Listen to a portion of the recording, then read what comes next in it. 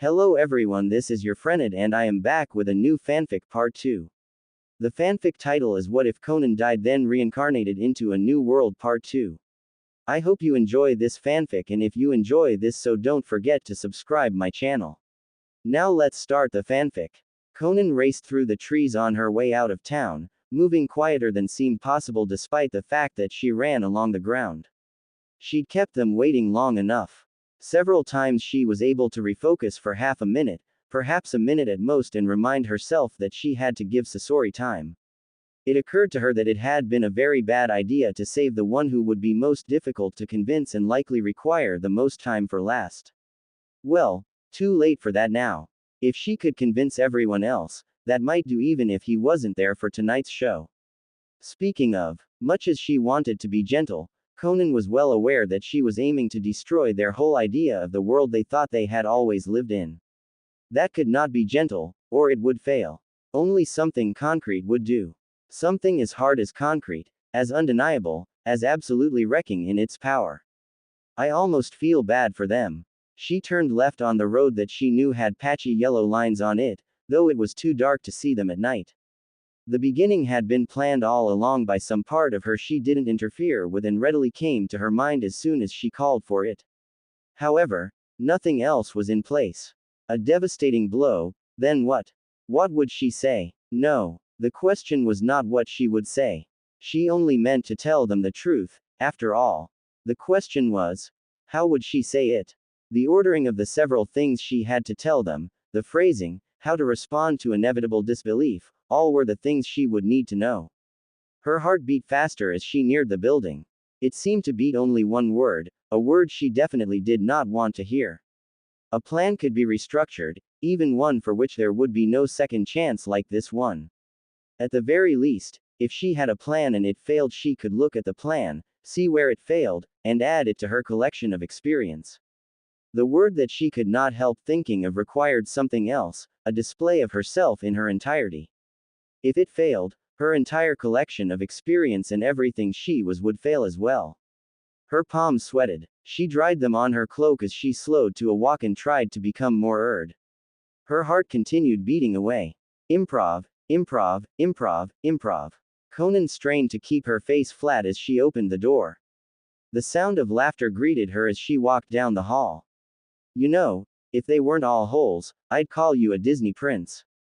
Hidan, I suppose you still could. It doesn't occur to me to think of actual princes from Disney. I thought of the meaning you meant before that one. Does anyone agree? Nagato, I did as well, but isn't it a little undignified?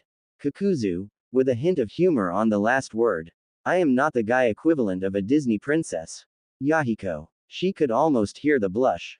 A Disney princess is a character type defined by having a strong relationship with animals, to the point of calming normally dangerous ones and being able to command smaller creatures.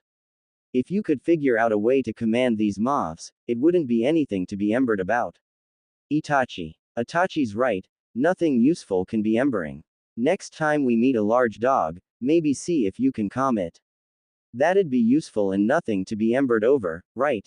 Nagato again. The only thing worse than being called a princess is having you guys talking about my feelings. I don't need comforting. Yahiko wasn't taking this well. Although she was only listening from outside the kitchen door, the conversation soothed Konan's nerves. Pulling off the ludicrous through 95% improvisation was a thing to be nervous about. Rescuing Yahiko from awkwardness. Perfectly natural, just as it had been for Nagato. She reached again down to that strange well of confidence, wincing as a memory came up of the momentary glance she'd gotten of the pain and nothingness hiding behind everything. Come to think of it, the strange burning confidence felt just like a lesser version of the burning pain. Well, that made sense, but she pushed her thoughts in that direction away. Consider later. Do now. It felt good. Hey, Konan's back. Hidan yelled, before she'd moved a muscle. What the hell? How? Thankfully her legs were farther away from her ears than her brain was, so they initiated action unaffected by Hidan's exclamation. Konan walked into the room with the counters just in time to witness the strange break in between scenes where everyone rushed to take new places. Yahiko attempted to look nonchalant against the counters in the back. Nagato attempted to join him, but was held back by Hidan's arm slung around his shoulder. With a slight blush he elbowed Hidan in the ribs, causing him to finally realize that his arm was no longer welcome. Kakuzu and Kisame stood together in the near corner to her right, leaning against the wall and cabinets. They moved slightly apart, Kisame drifting closer to Itachi, who was sitting on a cabinet as Hidan put on his best offended face and went to sulk next to Kakuzu. They and the gap left between Itachi and Nagato took up the back and right sides, so she moved to the left naturally and smoothly. This instinctive movement reminded her of scattering civilians. They may have the memories of civilians, but they shouldn't have the instincts. Well, at least they may get along better than my old Akatsuki did. They looked at her, each with a different expression. She looked at each of them, wondering. Something was wrong. She considered briefly, then sent the nervous signal that would tell her mouth to open and begin. Just as the signal reached its destination, a sputtering noise from outside interrupted, and they all turned their eyes reflexively to look out the door she'd just come through. Konan almost started at the new sound. It was unlike anything she'd heard yet. The rough sound continued as if something with a very deep voice was coughing very regularly, then stopped. Kisami's mouth dropped open. What the hell did this lady promise him? Itachi was suitably impressed. Kakuzu didn't know the owner of that ride, but he knew who usually came along and groaned inside. He'd been fine for a while, but now he was getting tired, and if that brat is loudmouthed tonight I might just choke him to death. Two's a crowd. The sound of two sets of footsteps echoed into the room. Neither set sounded quite right. The reason for that was obvious as Deidara came into view, followed by Sasori. Deidara's footfalls were a little uneven as he rubbed traces of sleepiness out of his eyes still, and he refused to let go of Sasori's arm, leaving his friend to correct his balance with just one.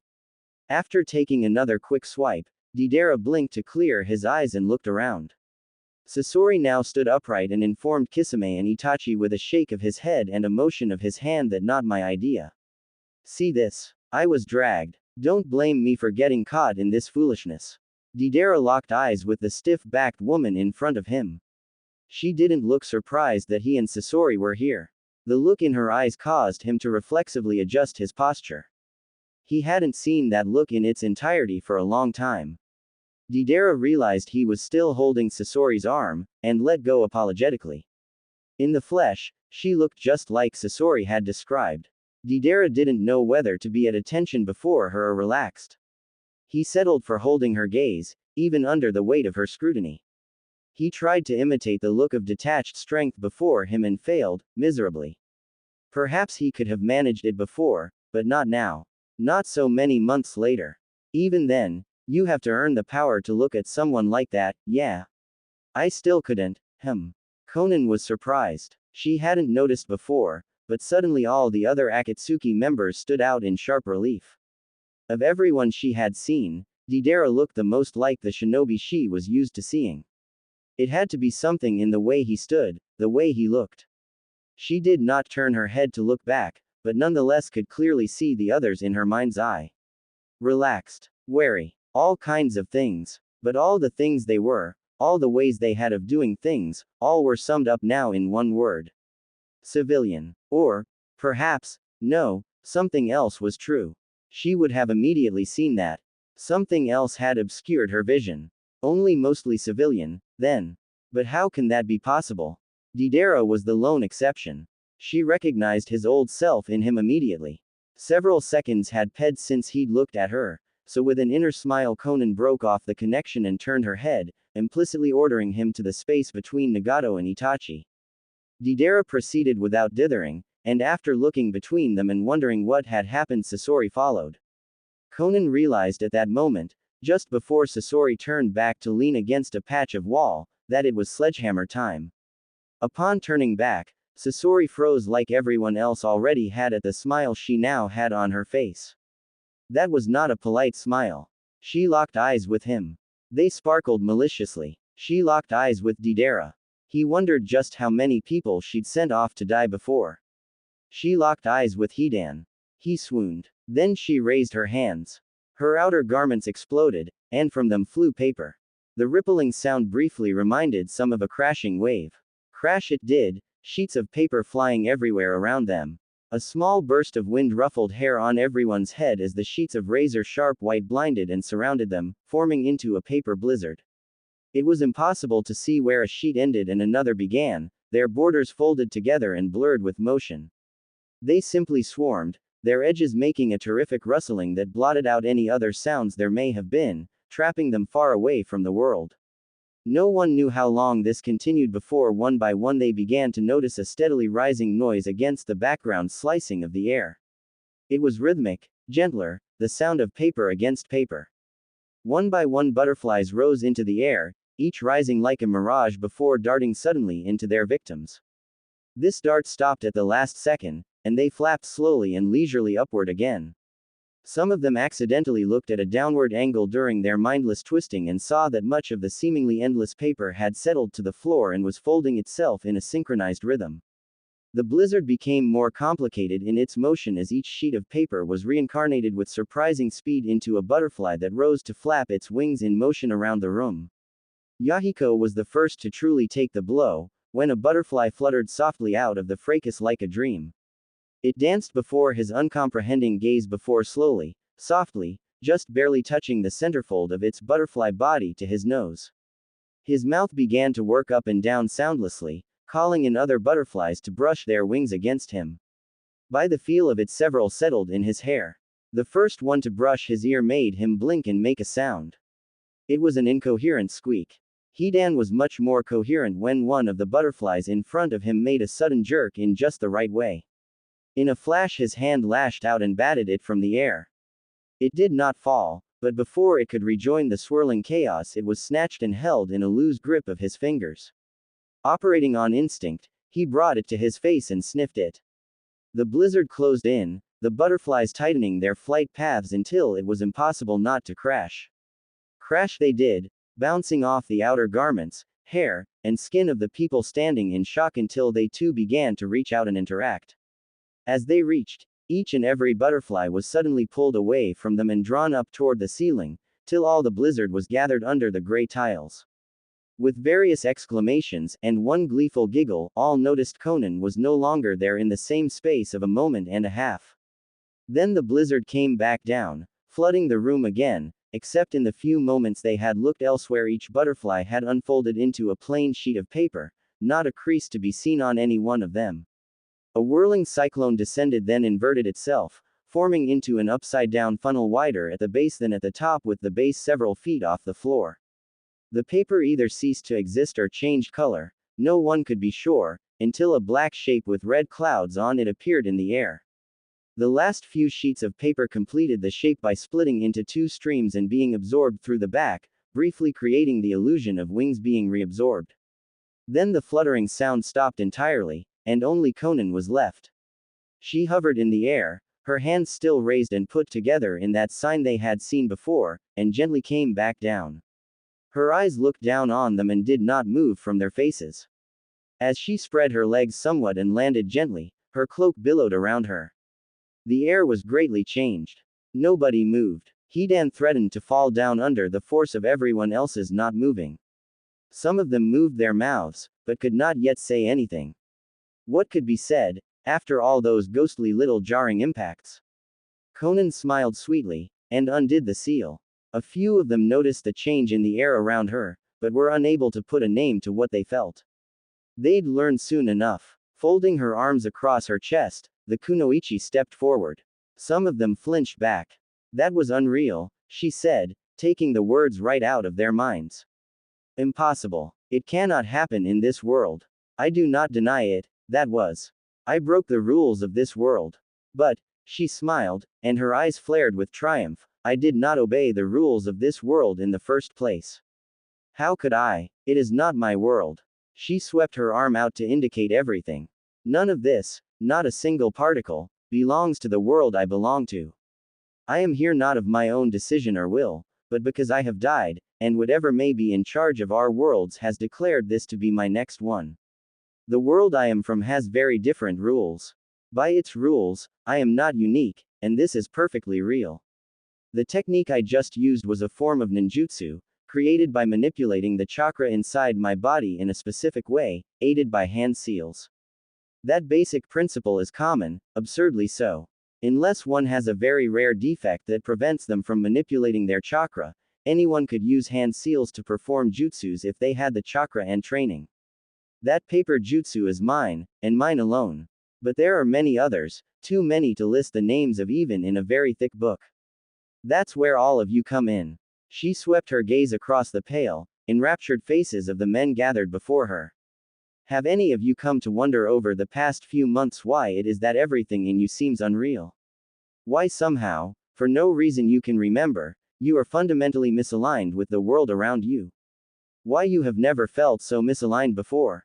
You may have come up with any number of incorrect ideas, failed to come up with anything at all, or perhaps stumbled upon the correct reason but dismissed it. Regardless, the truth is the same. Just as I am not a person of this world, neither are you. She paused for a moment to let the impact wash over them. Oddly enough, most of them showed no reaction beyond some very subtle changes in the way they looked at her. Sasori looked about to say something, but Didara's hands involuntarily began to clench within his field of view, so he said nothing. Nagato looked as if he was going to be the first to recover his wits, so Konan moved on. The memories you have of always having belonged here, always having been a person belonging to this world, those are false memories. In reality, the past months you have spent in bewilderment are the only months you have spent in this world. In reality, something led her to pause for a moment there. She tried to continue speaking, but gave up on that effort as useless in a split second. Something was wrong. Something is quite wrong. What is it? What is it that has? Her gaze landed on Sasori, and she clearly saw him for the first time. Under the dim moonlight, she couldn't have been sure. Before, there had been Didara to look at. But now, the changes to his face were definitely there, not a trick of the moonlight. Eyes a little smaller in proportion, mouth a little bigger, not so round. His hairline was a little higher. He was as tall as Didara. A dozen little adjustments, adding up to changed. There is change. Difference. Her tongue was released. Thanks to the speed at which a trained strategy planning nin thought, it sounded as if she'd merely paused for effect when she continued, those months are the only months you have spent in existence. I died. Now I am here. I remember. I know all of you. All of you come from the people I knew and worked with, until each of your original selves died. Sasori was first. Kisame, I had not even heard the news of. He must have been most recent. Only force of habit kept her going with the same tone of voice and same facial expression as before. Yet there seems to be some inheritance. It is possible to detect subtle changes in chakra with enough training. I detected such changes from Sasori earlier, which proves that he does have chakra and should be able to use jutsu, even if that is not in accordance with the rules of this world. Some of you have physical features that alone prove this world's rules no longer apply. Each of your personalities is recognizable, even if only on a basic level. Each of your originals had their own unique abilities, techniques they were very skilled in. Those too may have been inherited. That last sentence had almost broken her force of habit, revealed her shock. She could not be certain that Urshan was true. If there had been more than one such sentence trickling up to her throat, it might have spelled disaster. We were an organization, the Akatsuki. Perhaps, to find out what has happened, we could be again. The room was dead silent. The stream of words was gone. Konan continued to stare into their faces, but saw nothing. Her own horror fogged her vision. They stared back, their own horror fogging their vision. It was as if a jutsu had been cast to sever the connection between their senses and their mind, rendering almost everyone in the room insensate. There was only one person in the room who was not so crippled, who still had a working sense. Even though this sense detected nothing more than horror and shock, its detection of anything spurred the rest of the mind to activity. Sluggishly, the brain churned out a thought. Everyone feels the same. There is no feeling of not being, like this. So, this thought did more to wake him up than an intravenous line of caffeine. His eyes focused and recognized that her eyes looked kinda withdrawn. Then his eyes glazed over again, because the jolt ped quickly and everyone was kinda withdrawn. Fighting against the paralytics creeping down the line and directly into the wiring of his brain, he managed one last thing. Everyone twitched when the silence was broken. Conan's lower workings of her brain started quickly enough to suppress it, and she hurriedly searched for something to say. Ninjas. Swallowing, she continued. People who can use ninjutsu and keep themselves and others alive in battle are called ninjas. The more formal title is shinobi. A female shinobi is called a kunoichi. The military forces of OU My World are composed of shinobi. As are the truly high CL mercenaries. She shut her mouth before she could say which one they had been. The people I knew wouldn't care. But these, who are they? Sasori was chalk white and struggling to keep from laughing. Oh God, oh sweet baby Jesus, I said it was a paranormal mystery novel. Holy crap, was I too close to normal? This is more like. The urge to laugh subsided as he fell into the serious business of determining exactly which genre they were in. Deidara found himself sucking his thumbs nervously. That was actually quite painful considering the thumb was never supposed to bend that far into the palm. He stopped, flexed his thumbs experimentally. Ow. How long have I been doing this for? Probably ever since she said that thing, actually. Never mind. And started sucking on his first 2 fingers on each hand just to ensure his thumbs wouldn't be disabled if this lady had anything more to say. Kakuzu shook his head slightly, and threw up some emergency denial. What the is this stranger saying? That I've only been alive for a few months. That we're all not real people. How the hell could she know anything of the sort? Kakuzu was not alone in thinking this. Kisame was thinking and doing the exact same thing. Nagato and Yahiko felt certain that they had to be real. How could Jiraiya or their parents' deaths or any of that not be real? And Itachi was blue-screened at the thought that he was dead. Hidan raised his hand. Hey, goddess lady. Her defenses lapsed. Konan replied impulsively. The people of the Rain Village called me their angel, actually. What is it? Hidan remembered the paper wings he'd briefly imagined and filed that away for later. Are you saying we're all ninjas with magic powers? Her memory twanged like an overstretched rubber band as Konan remembered her original plan that she'd walked in here planning to get them to agree to. It hurt. I really have no idea what I'm doing. I didn't even figure out, until, yes.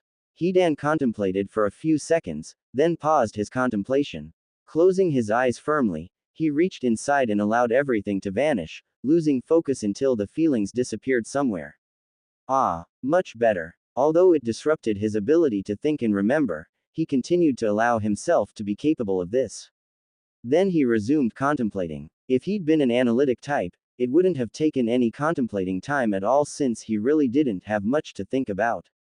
Any requirements to join. Everyone in the room, formerly engrossed in their individual reactions to Conan's information, now turned to look at him. Their reactions varied through several shades of disbelief, wonder, pity, and a bunch of other things.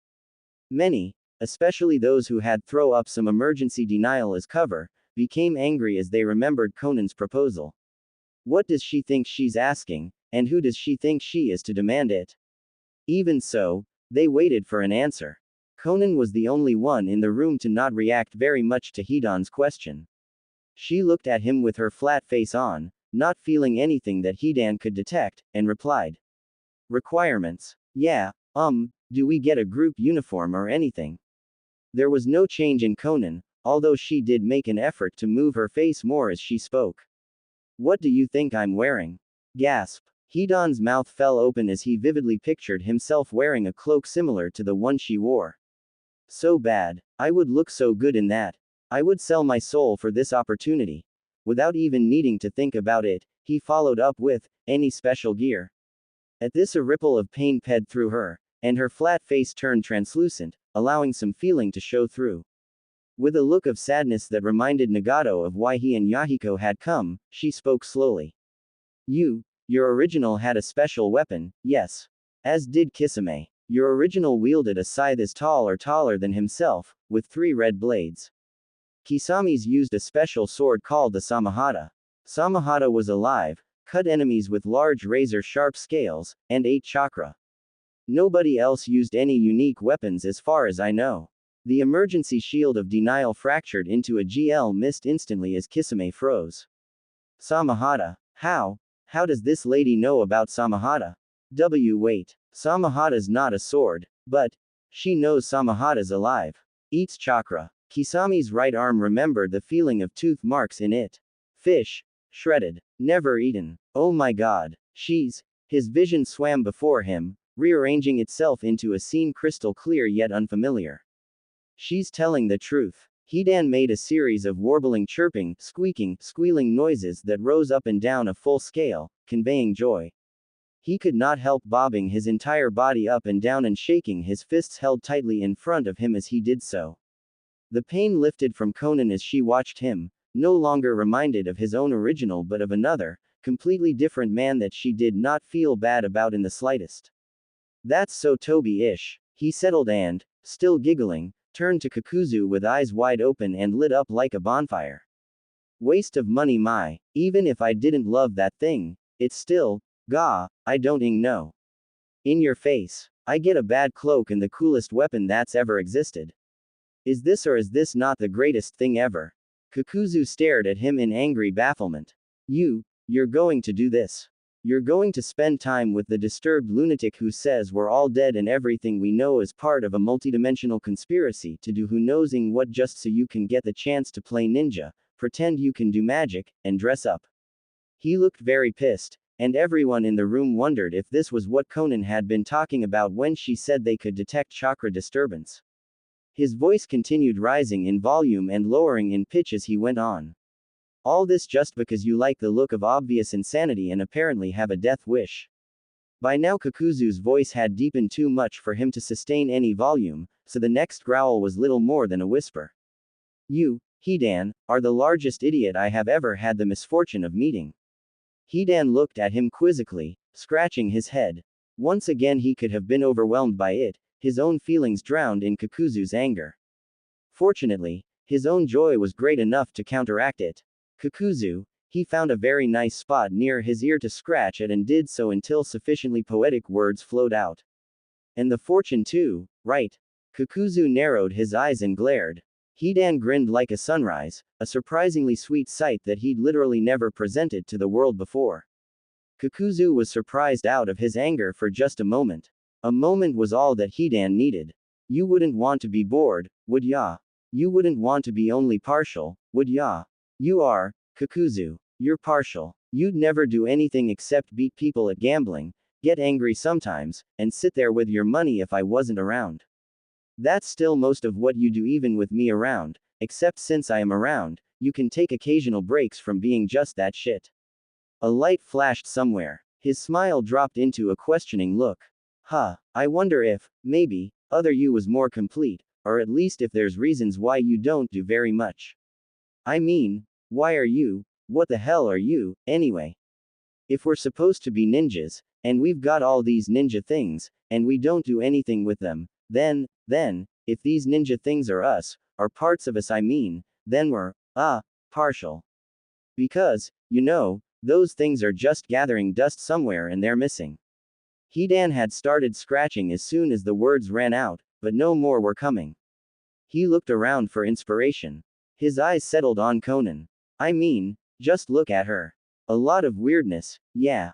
But I bet she knows where the weirdness came from, and what it does, and what she can use it for. You don't know any of that shit. What good are your stitches? Where did they come from? What are you really able to do?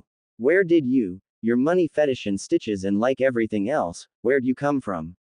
I'd like to know. Not you. I wouldn't be able to know where you came from. Me. Like where'd my scythe come from, and all that shit. Hidan looked hopefully in Konan's direction. I wonder if I could maybe hang out with me someday. Would he be cool? Would we be different? How much have I been doing by myself in the past months, anyway? Wait. Shit. I confused myself. What's going on? While Hidan tried to piece together the tracks of his train of thought, which was a hopeless effort, many of them had been stolen even before the explosion, and the most recent disappeared down a yawning canyon, everyone else except Konan felt a little ping inside. At what part? None could have said. Konan felt several parts of her freeze back over as she tried to answer the question. If you could, of course. Of course you would. I'm sure that a dedicated, loyal predator would be very cool. All at once the urge to just get everyone else away sprang up, against which she was powerless. Her hands tightened into fists. A direct line was established to her eyes, which flared. I will be in the front lobby. Any questions the others may have started to come up with were silenced at the scorching brand in her eyes. The air turned razor sharp and everyone was suddenly afraid to move. It returned to normal within the space of a second as she left, almost too quickly to track with the eye. Hidan abandoned his efforts and put his priorities back in order. In accordance with them, he raced out of the room not 2 seconds after her but turned in the opposite direction. Having explored the building thoroughly earlier, he raced to a room with a large enough window, opened it, jumped out, and took off into the woods. All this in just over 5 seconds. Yahiko and Nagato shared a look. She doesn't look like she likes this any more than we do. With a sympathetic look on Yahiko's face at the thought of her situation and a nod from Nagato, they understood what they had to do. Deidara snuck a look at the palms of his hands. How much of me does she understand?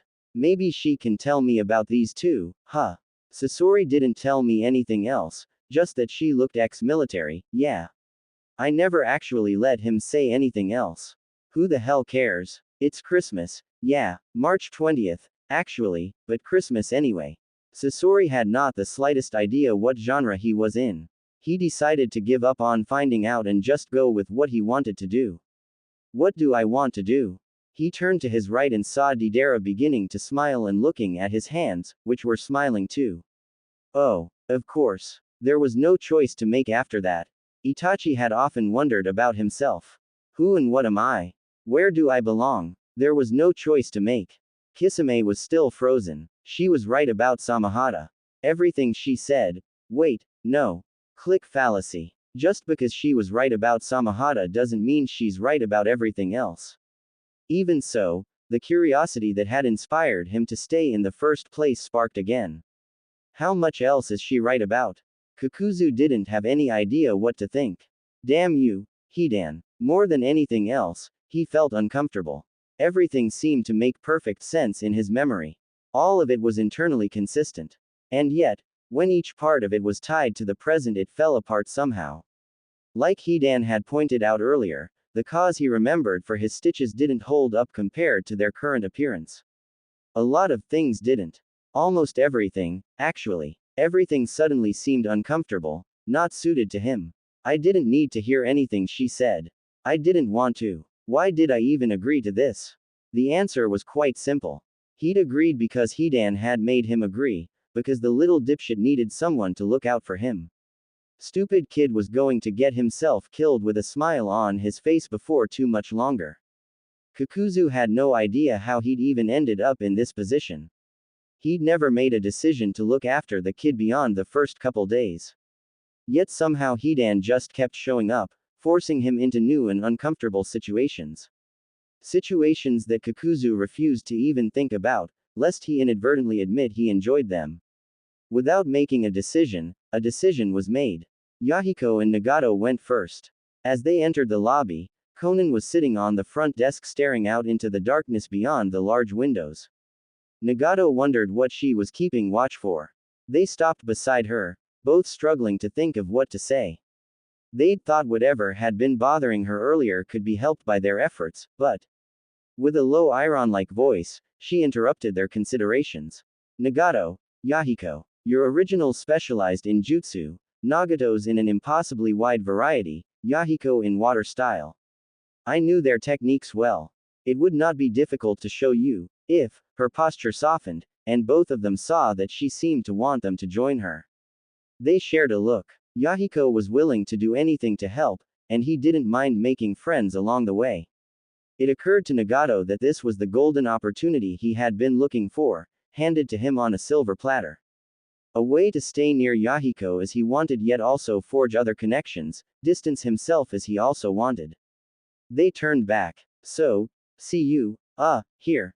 Will this be our place if anyone else joins? Yahiko asked. Konan considered. Eventually she said, cautiously, I'm not sure what you mean by our place. Of course you will be fully allowed to continue whatever lives you have, outside of the Akatsuki. Yeah, but we'd need facilities, right? Some place to keep our ninja stuff, a training room, somewhere to meet. A group should be together, or it's not much of one. I guess here's a good place. He had a point. No such accommodations had been necessary before because all Akatsuki members were already elite ninjas by the time they joined, but these ones would all have to train together. She would not have to, of course. Not in the same way. Konan continued to studiously stare outside, away from them as she replied, sound reasoning. I'll mention it to anyone else who comes out this way. The pair looked back at each other, unsure, before deciding the best course of action was to leave. As they walked out to their car, Nagato started to turn the possibilities over in his head. He wouldn't have described anyone else in that room as bad looking, exactly, few of them were even kind of feminine looking, though, so that did limit his options, and that's if anyone was available. Yahiko asked what he was smiling about as they faced each over the car's roof. Nagato paid it off as just realizing how powerful Konan had implied his original to be. He continued to smile in secret all the way back. Sasori got impatient after a couple minutes and asked Deidara, "Are you going to stand here or are we gonna get moving?" Deidara broke out into a grin and rushed from the room, trusting Sasori to come of his own accord this time. By the time he was within earshot, Deidara was already showing his palms to Konan. He never did that to anybody, not even Sasori, and asking about them. Konan replied that she had no idea where those came from, but they were not completely unique in her world and barely out of the ordinary in the Akatsuki. Deidara pulled his hands back with an excited grin that turned into a pained look of indecision as he tried to ask what he so strongly wanted to ask but couldn't figure out how. Sasori put a hand on his shoulder and pulled him away, murmuring gently, "Bug her later, brat." Neither noticed the grimace that crossed Konan's face before she explained to them Yahiko's reasons for taking this building as a base of operations. Itachi and Kisame watched the door swing shut before making their presences known. Tacitly, they agreed to not talk about their current activity until such time as it seemed normal. Konan made a comment about Itachi's eyes suggesting he should investigate them sometime, and asked Kisame if he did have Samahata in this world. Kisame didn't want to give her too much information yet, so he only replied, yes. She made sure to mention he could bring Samahata whenever he felt comfortable doing so, which was very courteous. Kisame allowed her to see his back fully turned as he left, wondering about how his first experience living with people not his parents would turn out. He wouldn't have agreed if not for having seen that there were enough rooms for everyone to sleep alone.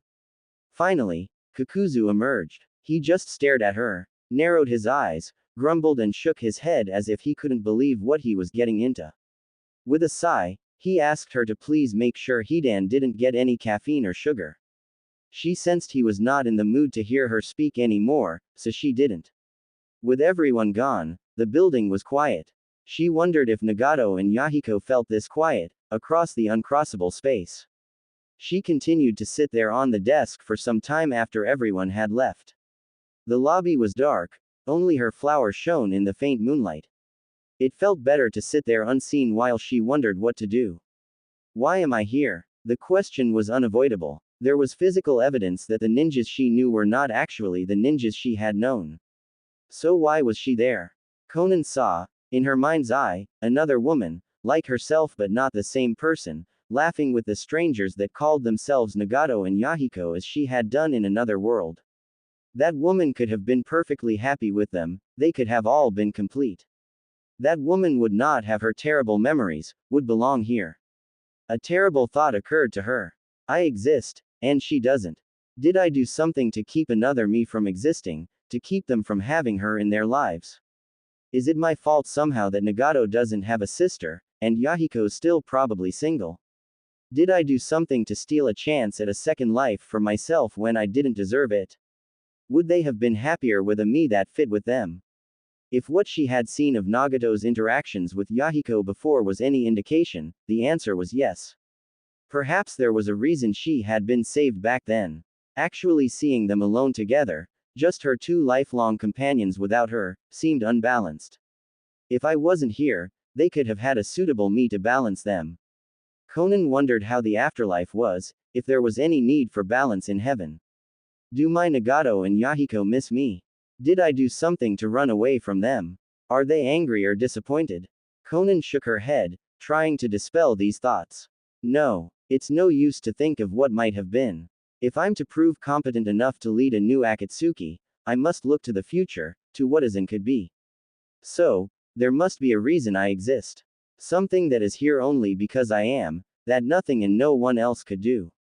Was I brought over to this world with the intention that I would form a new Akatsuki? Is that my reason for existing?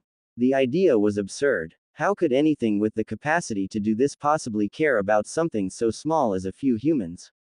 No. Perhaps it's more general than that. A subject of one world, in another. The yin in the yang. A bridge. Her death flashed before her eyes. Do I exist because of what I promised Toby, that I would be that bridge? A decision appeared. To accept, or not to accept. Half of it was missing a leg to stand on, so it fell over and disappeared. There's no reason not to accept that as my reason for being here. I suppose they would have just reinvented the techniques of my world anyway. It is so, then. I am here to bridge the gap between my world and this one. I know that I am, because I decided I was. Who's going to tell me otherwise? Not anyone I'd know well enough to listen to. Her fingers tightened and she hissed at the casual reference to the fact that everyone she knew and loved or at least cared about in the slightest was dead. Even Hidan. Especially Hidan. Before she even knew it, Konan had thrown herself off her perch and was moving at quick speed down the hallways of the building. Her legs propelled themselves, and the mechanisms of her mind swung away from everything she'd just been thinking about. It was a common reflex hammered into every ninja during missions. She immediately classified this as a reconnaissance mission and focused all her attention on the task of learning more about the building. First, the layout. The front lobby and its side rooms took up the entire front of the lower floor, and had two hallways leading from it on either side parallel to each other. The hallway they'd all used to access the kitchen through the propped open door was the hallway to the right, as one faced into the lobby from the front door. Konan moved down that hallway quickly, turned into the kitchen, crossed it, went through the other doorway, found herself in an adjoining room with nothing in it except a power outlet low to the floor on the left, turned right through a snugly fitted set of doors to exit that room, and found herself in a hallway. Turning to her right, she walked around the corner and found the kitchen's doorway. She turned back and crossed the hallway entirely, turning left when it ended, and the lobby reappeared. So, the lobby and the cross hallway appeared to form a rectangle, with the kitchen and small room going through the intervening space. On each side of this rectangle she'd seen one room, seemingly not used for guests. The guest rooms were probably the ones beginning at the two far corners of the rectangle and continuing down the building. She went back down the left hallway, noting several rooms on this side. It was long and ended abruptly, turning right into another cross hallway. In the middle of this one stood a set of stairs, and behind the stairs a back door leading onto a small stoop covered with bird poop. She continued through the cross hallway until reaching the other side, which had instead of a room at the very end a sunken stairway leading down to the left. Konan was intrigued and descended, finding a small door at the bottom in the left side of the wall. She opened it to discover a large open space. The ceiling was low, but the area was vast and obviously took up the entire space underneath the cross hallway. The floor was metal. Konan dismissed the obvious thought immediately. The room had probably been used for storage once and could be used as such again. There was no reason to have to torture anyone in this world anyway. Well, as far as she knew there wasn't, not yet. It would be really easy to clean in a pinch. Being right beneath the rest of the building would pose a problem, but as she looked around the soundproofing possibilities began to appear before her eyes. Konan shook her head, cleared these thoughts away for later, and returned to the ground floor. Again she traced her steps in the direction of the front of the building. It seemed to appear after only a few steps in that direction. Every other room had been neatly closed or at most just open enough to peek into. This one was wide open, which Konan saw as she approached by the amount of light spilling into the hallway from it. This amount wavered a little as the door moved back and forth in the air, movements coming from the open window. Konan stopped, looked and listened all around, sensing nothing. There was nothing outside the window but the forest. The forest. She recalled Hidan racing out of the room just behind her, turning in this direction. She moved inside and reached out for the window. Just before she could, it occurred to her to wonder why she would close the window. Her hand tightened around the window's handle, prepared to pull it down at the slightest sound of movement. Again she wondered why. He did not pose a threat to her. My Hidan wouldn't. But who is this guy? Even so, she could not really believe he was any danger to her rational self. I couldn't tell any difference before. She left, leaving the window gaping open behind her. This hallway led back to the kitchen door in the lobby, as expected. A giant rectangle with a line splitting it in two across the middle. There was an upper floor, but the reconnaissance mission was over. She wandered into the kitchen and sat on top of the little counters, spent. Today had been too full. She felt almost as drained as she had after Yahiko died, but a different kind of drained. That had been overbearing loss. This was every kind of feeling mixed together. The happiness, the sadness, the sudden loss.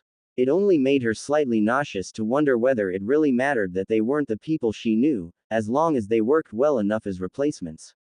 Of course it was obvious the answer was yes, but she turned it over in her head slowly anyway.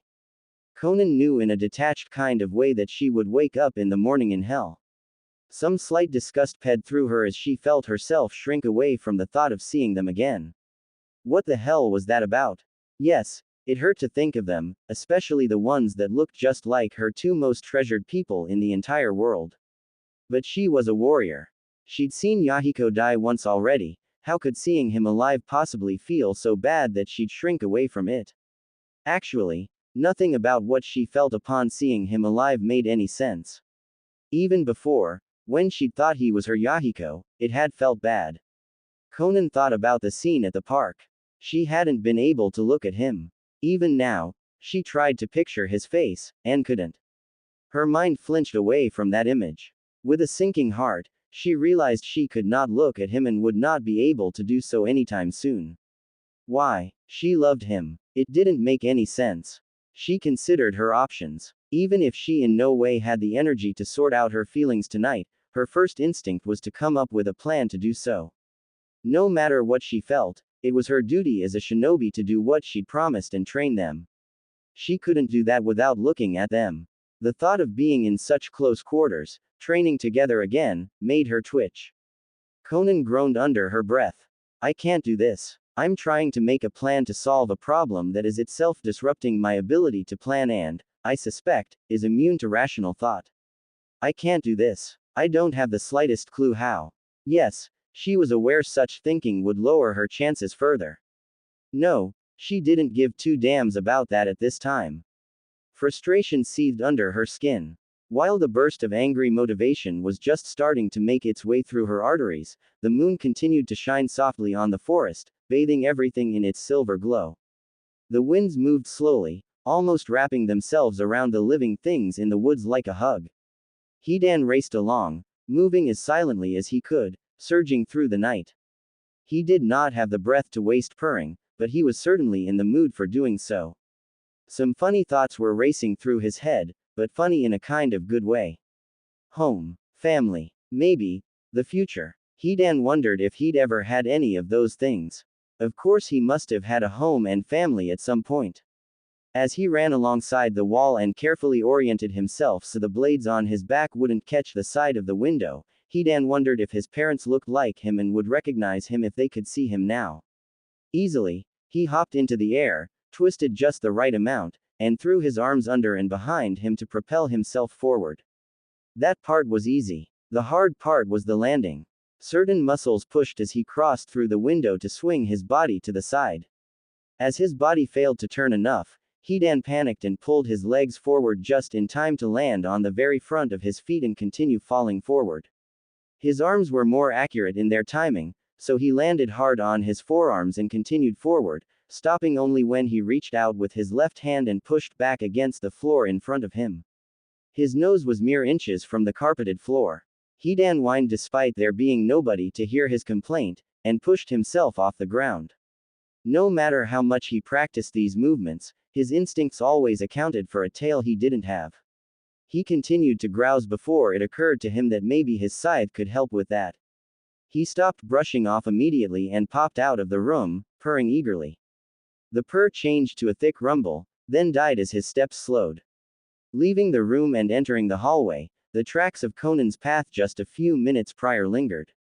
Hidan found himself reflexively reaching for the handle of his favorite weapon, pulling it closer, as if that would soothe anything. His other hand curled, and he came up with a really good idea for one of the training rooms on the spot. But this time, the suddenness of this feeling left no doubt. Hidan shook his head, pushed it away. When stuff came up out of nowhere like this with no obvious cause, it was definitely someone else's feelings. He remembered the look on Conan's face, the sudden change in the air as she told them they looked like all her dead friends, and felt very stupid. Following the trail, he raced to the front of the building. The lobby was in darkness, as it had been ever since she first raced out of the room and left them to their thoughts. Hidan would have preferred the warm light of the sun himself, but at this moment he understood perfectly her perspective. The darkness was better for being alone. He slowly, carefully stepped out onto the lobby floor and made his way to the desk she was standing in front of. He stopped a little behind and to her left, and considered what to say. Even for someone like him, this was still a guessing game. He tried his best to see how her feelings felt, but the only things they left him wanting was a room full of punching bags to beat mercilessly. A shiver shimmered up his spine, and something seemed to slip. A feeling of panic that was all his own rushed through Hidan's veins. He recognized this vague sense of being off-kilter, unstable. It was a terribly dangerous thing to be, and everyone he'd ever felt it from had had an uncontrollable situation that someone always had to step in to control. Family if they were lucky, cops if they were less lucky, a judge ordering them to a psychiatric stay if they were super in over their heads. Sometimes, in the best of cases, it had been him. The desire not to let her be alone took him, and Hidan understood exactly what he needed to do. Want a hug? Konan felt something twist inside. Her first thought was that no way in hell could she do that. Touching him, wrapping her arms around him, letting him hold her in a close manner, something in that felt like it would be wrong somehow. He's not my Hidan. He's another person who just happens to look and sound a lot like him. He's like my Hidan's twin brother. I can't just skip from man to man like that, as if he was interchangeable. Hidan is just like Yahiko in how unique he is. That would be betrayal. No, it wouldn't. He'd understand perfectly if he was able to. Actually, this difference in semantics was her rational mind speaking. Konan, after running through a great deal of thought, realized that she was going about this entirely the wrong way. Her rational mind was entirely helpless. It was no good to appeal to it. For now, as long as it felt like betrayal, it was. I've never thought of it like that. I've never decided my own reality like that. I don't know how to think in this way. Fortunately, someone did, and he was standing right there waiting for her. Konan turned and looked him in the eyes. He looked faintly worried at first glance, but grinned before she finished turning. He wondered how much directness she was used to, then decided, screw it. He was a direct person, she'd have had to get used to that before, so onward. He reached out his arms and held them there, an invitation to step into them should she decide yes. Konan hesitated. It still seemed wrong, but looking in his eyes, there appeared nothing but a desire to make her feel better. Why is that look there? Sometimes, when I've done something for him, Hidan has offered I stance in return because he sees me as being like himself. But this Hidan is nothing like me. Why? She had no idea. All she knew was that stepping into his arms right now would be something very significant. A show of trust. Did she trust him? Hidan's arms were starting to feel it after a couple seconds being held out like that. He knew he'd feel so much worse, maybe up to triple Terry bad levels even, if he left himself and her to such feelings. He didn't have the slightest clue what he was defending himself from, except that it was awful, and a hug helped with awful feelings no matter what they were, right? So he kept his arms up despite their burning. Konan wondered how long he was going to keep this up, and why. Then she realized she was very stupid. He trusts me. He's inherently unreasonable enough to do that. My whole plan depended on him trusting me. Why did it take me so long to think of that? Such faith couldn't go unrepaid. She stepped forward and wrapped her arms around him. The world dropped out from under her. As soon as her fingers made skin-to-skin contact, she felt it. Without any knowledge or feeling, Her knees went limp and he held her up. Conan's perception was far away from such small concerns. Her perception was that the world had turned liquid, no, more insubstantial than liquid, and was now in action everywhere, and she was in serious danger of being swallowed up and dissolved. With no small horror and amazement, she realized Hidan was hollow. Since first contact, his skin and muscle, all that seemed solid in him, had first become as thin as the membrane surrounding an apple, then disappeared entirely. All she could perceive now was that she was in contact with a portion of the liquid reality that hurt, and was on the edge of falling into it. Suspended over the abyss, she could imagine her entire being separated into its constituent motes never to be reunited again, and said being became almost entirely composed of fear. Almost. Even as she feared falling in, she knew she could not.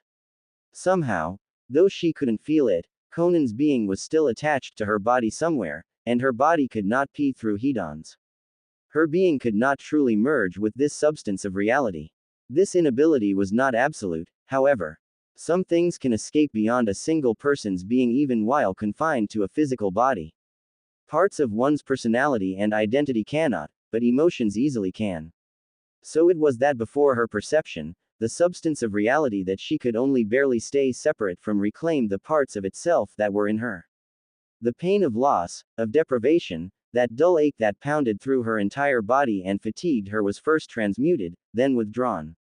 From a dull ache which tired her and felt uneven and dirty, it became a sharp flash of stabbing, cutting pain, a clean form of pain that drew all impurities out and filled her with energy. The only impurities it drew out this time were itself, the impossible deep blue that was not blue, it was every other color at once actually, but mostly blue. Most of the colors it consisted of she had no possible name for. All she could name was a deep bluish color that felt like stabbing and splitting and falling, and had once made her feel afraid. As soon as the pain was purified, she had stopped feeling fear. Now it seemed, above all else, clean. She wanted to fall into it, become precise, defined and clean like it was. Still her body held her back. It was awful, terribly awful. Tears filled her eyes, and her arms tightened around Hidan's broad shoulders. Hidan's arms tightened too, but his eyes stayed unfocused straight ahead. He had felt the fear, of course, as well as the what? Something sinking down, incorporated and washed away into him. He wondered what that feeling had been. The feeling that, had something important happened? She'd been afraid, he remembered. Had anything else happened? No, nothing that was in his recollection. No other feelings. He smiled and rubbed her back comfortingly, wondering what she'd been afraid of. It withdrew. The pain that filled all of reality, that gave life, that made things right that were wrong, it hid itself again. Konan was able to wrestle her emotions back under control, and found herself pressed up against Hidan's muscular shoulder while he rubbed circles in her back. Rubbing circles like that seemed so Hidan somehow, so much like the I heard upset people like this, let's try it out form she'd always imagined any attempt of his to be kind would take.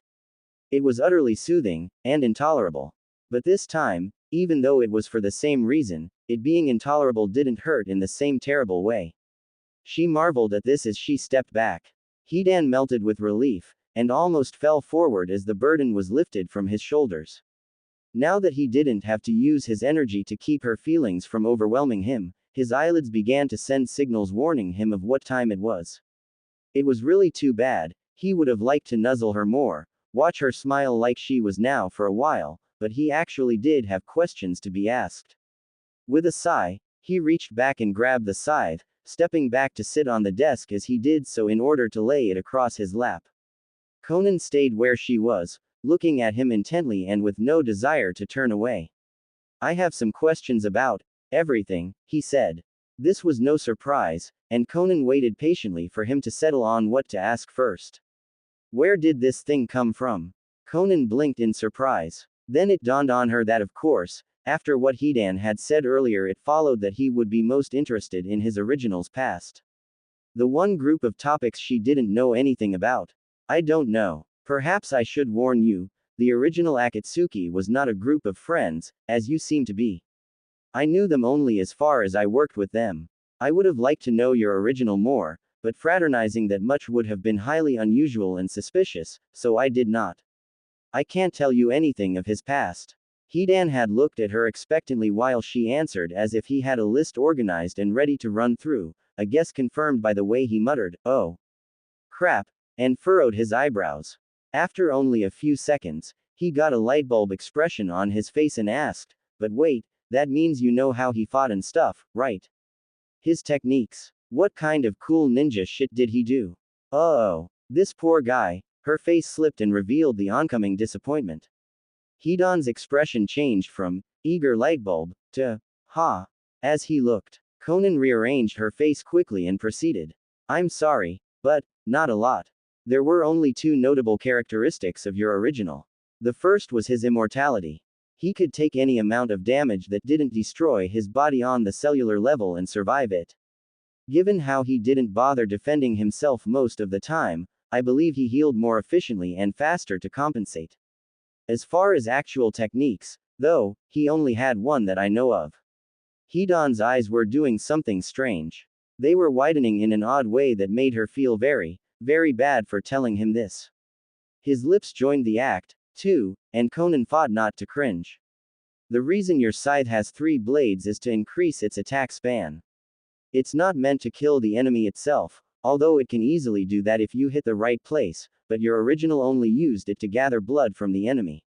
He had a ritual, used in battle as part of his religion. It was some kind of human sacrifice ritual, and he considered it disrespectful to his god not to use it, so that was the only technique he fought with. He had to get some of the enemy's blood, stab himself and draw a design on the ground with his own blood. When he ingested the enemy's blood and stood in the design, his body would change color to show it was connected with the enemy's body. As long as he stood in the design, anything that was inflicted on him would be inflicted on his target as well." Konan paused to catch a breath and gauge Hidan's reaction, which had paused at the stage it was at before. His eyes changed slightly, keeping their unusual guilt-tripping qualities but with a look of added bewilderment in them, like she was doing something to him and he couldn't understand what he had done to deserve it. She was used to taking care of minor nuisances Nagato did not wish to bring out another path for, but something in this particular man's expression touched her in a way screams had not for some time. Her voice softened to a near whisper for the final devastating news. "I'm afraid, the limitations are as bad as they sound." Konan swallowed. This only worked as long as he stayed in the circle, which meant that his greatest physical attribute, his mobility, was rendered useless. In the time it took to draw the circle and stab himself fatally, an enemy could easily force him out of it. The technique either only worked on one enemy at a time, or he simply never bothered to use it on more than one, but either way only one target could be killed using this technique. If he wanted to kill more than one, it would require leaving, fighting to get more blood, and returning to the circle all over again. He had to have backup for every battle if there was a chance of there being more than one enemy, and the technique would fail if an enemy got the chance to see it in live. Backup is the only reason he survived using such a technique, because his immortality could easily be defeated by an enemy forcing him out of the circle and immobilizing him, such as by cutting off his head. In fact, that's how he died. He wasn't supposed to ever die. The shock from months ago came over her, and Konan was rendered speechless once again. No, the possibility that he could be immobilized is right there, easily deducible, plain as day. The idea that he couldn't was one that I should never have entertained. I was stupid, blinded by lust and whatever kind of connection I may have begun to think we had. Just because a man is handsome, has the protection and guidance of a literal god, and seems more than normal doesn't mean the universe is obligated to protect him. There's no special armor awarded to those who are special. I must never forget that again. I'm not sure how I did forget that, again. She bowed her head in an instinctive show of respect to the dead, regardless if they could see her or not. His abilities also included the standard ones that every shinobi learns from their general education, the ability to handle ninja tools, kunai, and shuriken, some moderate skill in hand-to-hand combat, some low-level jutsus. If you have inherited any capacity to be a shinobi, you should have those skills as muscle memory. Once more she faced him, looked into his eyes. Any questions? Hidan stared back, the guilt trip gone but the bewilderment remaining. Slowly he blinked, and looked down. His mouth moved as he considered what to say. His hands tightened around the stem of the scythe just below its lowest blade, and he lifted it, held the blades in front of his face. So, this is all I have. Konan reminded him softly, and the ritual, and immortality. Hidan shook his head. Immortality, yeah, but no battle techniques. No actual impressive unique things, except something I can't use. I can get stabbed, and I can use a slightly different weapon slightly better than some Rondo could. That's all I get from my original, that ing bastard. Konan frowned. The ritual isn't completely unusable. Hidan looked up sharply at her. Yeah, it ing well is. It's a thing that requires me to be there close to the person I'd use it on, gives them enough time and enough warning of how totally screwed they are to let all the dread and fear and shit settle in, and makes me feel the same as they feel. That is completely and utterly, totally unusable. I'd drive myself insane if I used that. I couldn't use it for anything except killing someone, so every time I used it I'd have to feel all the fear and pain of dying. Yeah, I don't like feeling that shit. I can't use it at all. It'd make me lose my mind. How in the could? He continued on in an almost uninterrupted string of curses for some time, but Konan stopped paying attention and continued to process the beginning of what he'd said. He does feel the pain, but he enjoys that usually because he's a masochist. But he mentioned fear as well. The ritual doesn't make Hidan feel the same emotions as his victims. He's never described feeling fear before. I didn't say anything to imply it did, I only said his body would become linked to their body. I only described physical linkage. Why on earth would he think? Hidan, she interrupted. He looked up with an angry look on his face, presumably at his unhelpful bastard of an original. Konan stared at him and found the inner blaze surging of its own accord behind her eyes as she focused intently. The look dropped and his mouth fell open a little, but all she was focused on was his eyes. His eyes near instantly umed the focus of a predator, even as they widened in awe. The result was a combination of both. The space between them seemed to vibrate as they both looked with intense focus at each other, and only each other. This time, there was no other business to get in the way. Hidan, how did you know my intentions were trustworthy? She demanded. For someone else, he might not have, but for her he obeyed. You felt trustworthy. With you there, I didn't feel any mocking like, hee, suckers, I didn't feel any anger or desire to hurt, I didn't feel anything except closeness. If you had been untrustworthy, you would have brought in trustworthy feelings and shit with you. I didn't. So, I knew you were okay. The intense focus and burning disappeared from Konan's eyes as she retreated into her own thoughts, though she continued to look into him.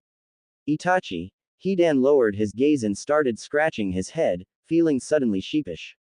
They're different people, not the people I knew. Hidan stopped scratching and looked up. The space between them that had seemed so close before now seemed like a cold, uncrossable void. Hidan's arms prickled with goosebumps.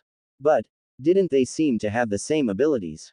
Why? Konan returned to the room, which now seemed much more empty than it was before. She could feel the empty space around them, somehow, as well as the silence.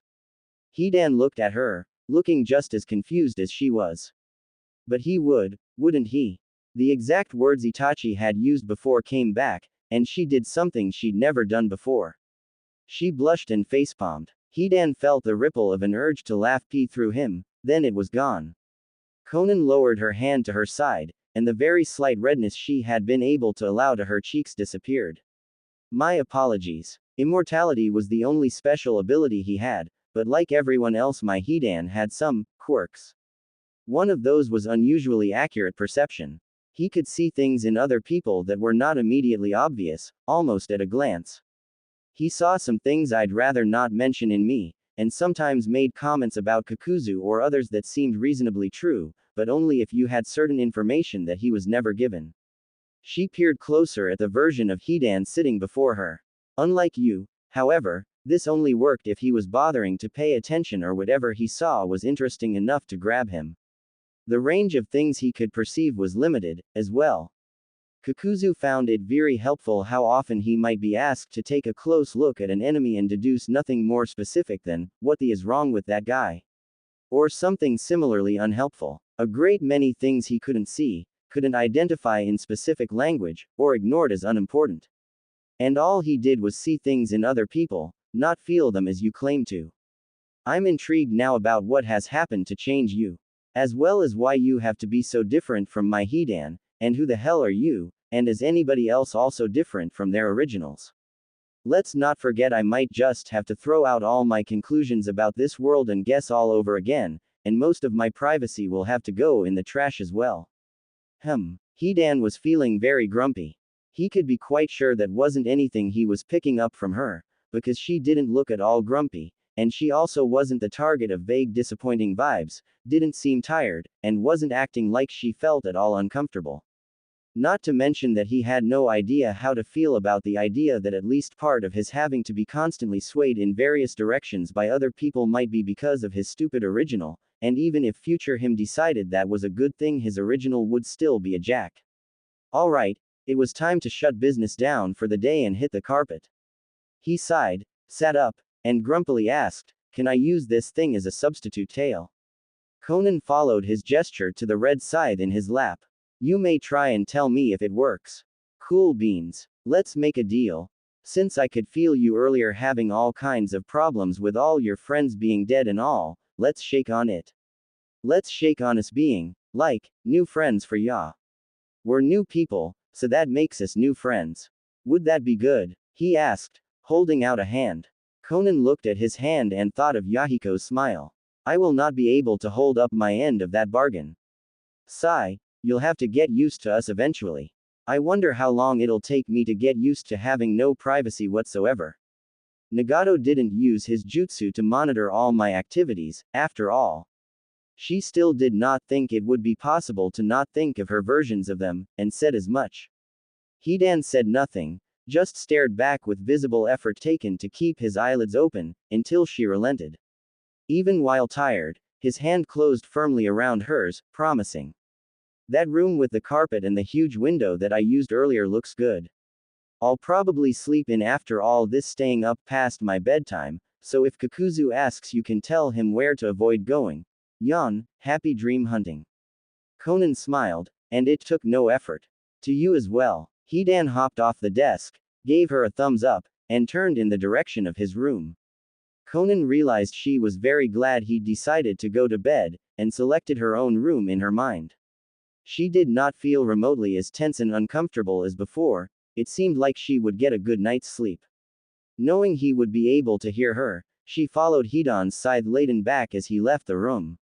"Thank you." Hidan dug and dug, throwing all kinds of objects out to his sides. Pieces of paper, fabric, old dolls, trucks, a basketball, a hat, 2 buckets, and a bedsheet all went flying. The small chest he was kneeling in front of was notorious for this sort of behavior. "Come on already, it's her birthday. What do you want? What is it? I'll do it, please," he asked. When he next reached into the chest, there was a hidden space. Leaning all the way over, Hidan's fingers just brushed a corner of the object he was searching for and he gasped, but his fingers inadvertently pushed it deeper. He stretched out his legs and reached even further into the chest, trying to reach. In this position he was leaning down into it with only one arm holding him up, so when his hand lost its grip there was nothing else to hold him. He flailed his arms, trying to keep a grip on the precious treasure, but it was useless. His arms only hit the side of the wall, throwing him away from it. He landed flat on his stomach in a small, dark cavern.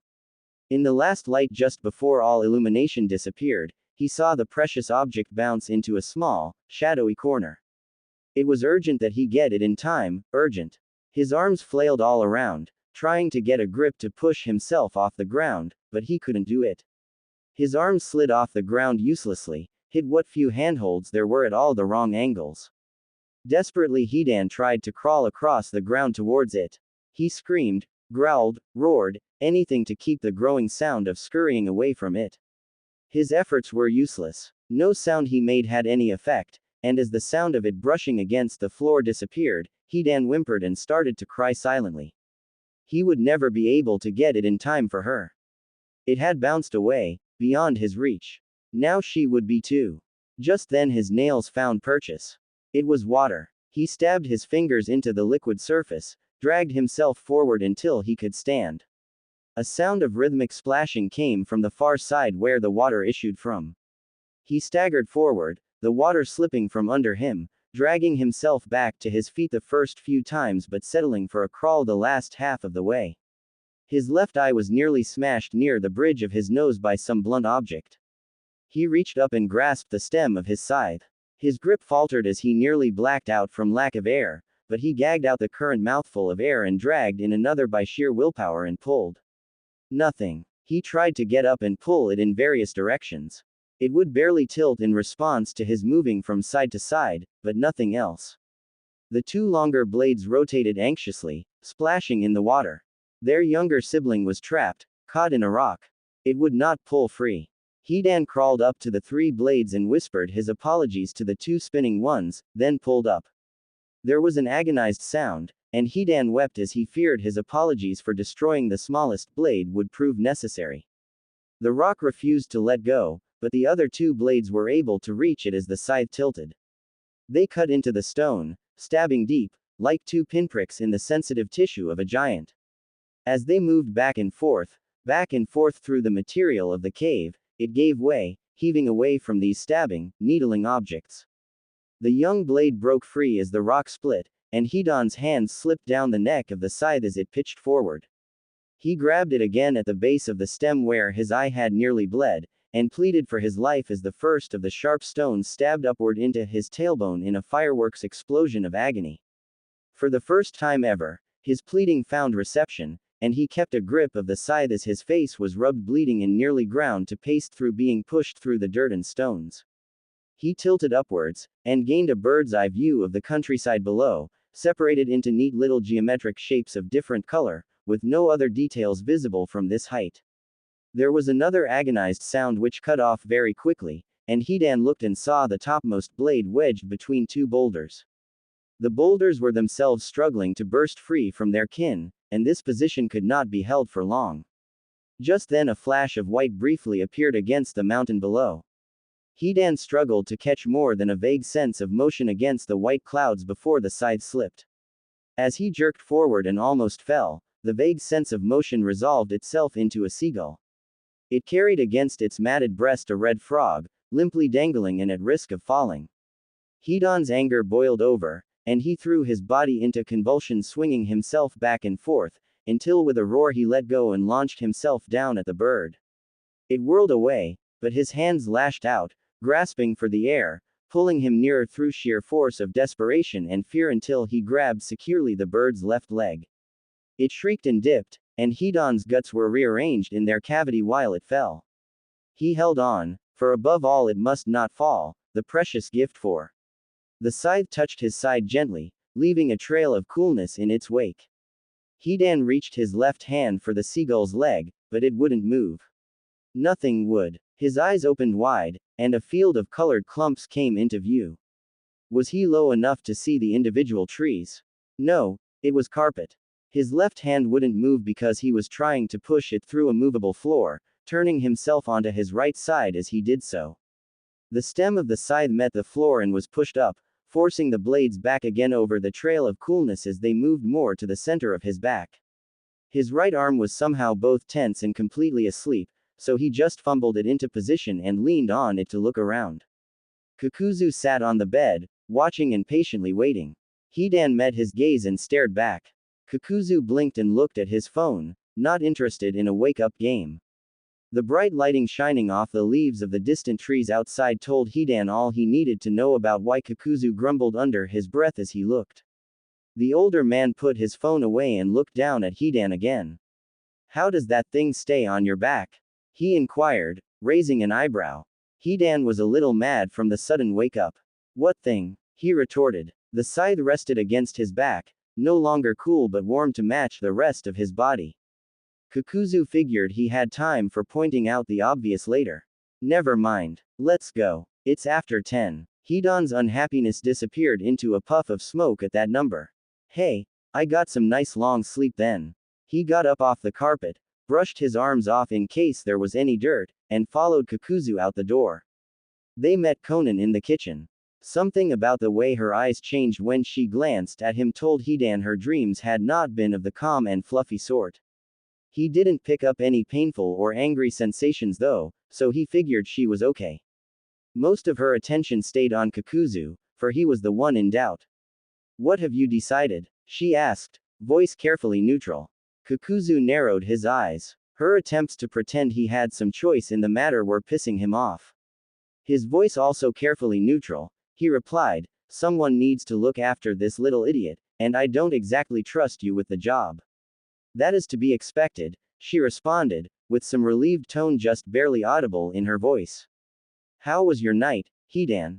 Hidan's face went blank for a few seconds while he tried to remember.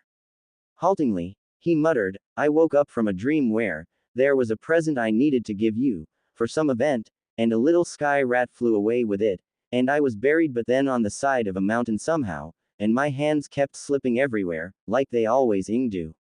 I think there was a treasure in a house, and maybe a fan in a pool of water. Or, I forgot everything else. Konan smiled. You dream of doing kind things. Hidan grinned at her. If I ever remember what the present was, I'll give it to you. Small enough for a winged vermin to carry has to be manageable, right? Perhaps. Konan decided that she'd best get down to the practical business, the part that would involve spending money. You seem to be happy sleeping here, as am I. We'll need supplies to make this building livable. Any suggestions? Kakuzu wondered why she was asking them for suggestions. Perhaps she wasn't as high and mighty as he'd thought. Some food would be nice. That corner over there, he nodded to the right side of the kitchen where the cabinets ended, leaving an unoccupied corner, needs a refrigerator in it. Hidan looked around but didn't see any space. He frowned. What about ice pops? Summer's coming up, you know. We've gotta have somewhere to keep the ice pops. Kakuzu nodded, although he disagreed with Hidan's reasons. Konan motioned behind her to the adjacent room. There is plenty of room in there for whatever you need. We only need one thing, and that's a freezer. Hidan wondered about her vagueness. Do they not have freezers where she comes from? He glanced at Kakuzu, who glanced back with a similar questioning look. Konan noticed this exchange and decided to come clean. I woke up in this world the day before yesterday, in the mid-afternoon. I looked through the abandoned houses, hunted, found someone to talk to who told me about his experience discovering he was not a normal person of this world, and went to sleep. The entire next day was spent planning, finding this place, and locating all of you. The only thing I have had time to learn about this world is that a great many things exist which I do not understand. Whatever it is you require, you will have to acquire. Kakuzu's eyebrows shot up, and Hidan grinned from being very impressed. Kakuzu would have time to indulge his dislike of being forced into such annoying, unpleasant, perplexing circumstances later.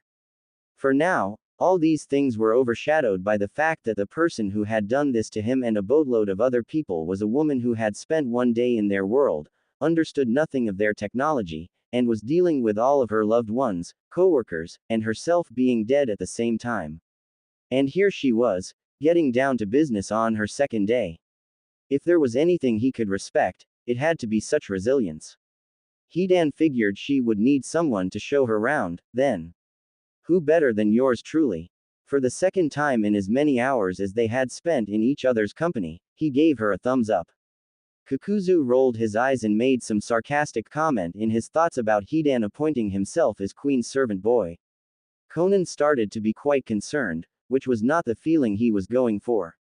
As soon as Hidan registered that reaction, his smile fell and he wondered what he was doing wrong. Konan skillfully and conspicuously changed the subject. I would assume those are food storage devices. So, aside from places to keep food, what else? Since she didn't have the slightest clue what they would consider necessary, she made herself useful by conjuring a sheet of paper out of her cloak and retrieving her pen. Someone would need to keep an orderly list of supplies. Hidan mentioned, I ran around a lot while we were waiting yesterday and checked out the place. All the rooms have a bathroom in them, and the faucets work. Ooh, speaking of yesterday, have you seen the basement yet? Yes. Water in bathrooms is generally used for bathing, not drinking. Do any other rooms have drinking water?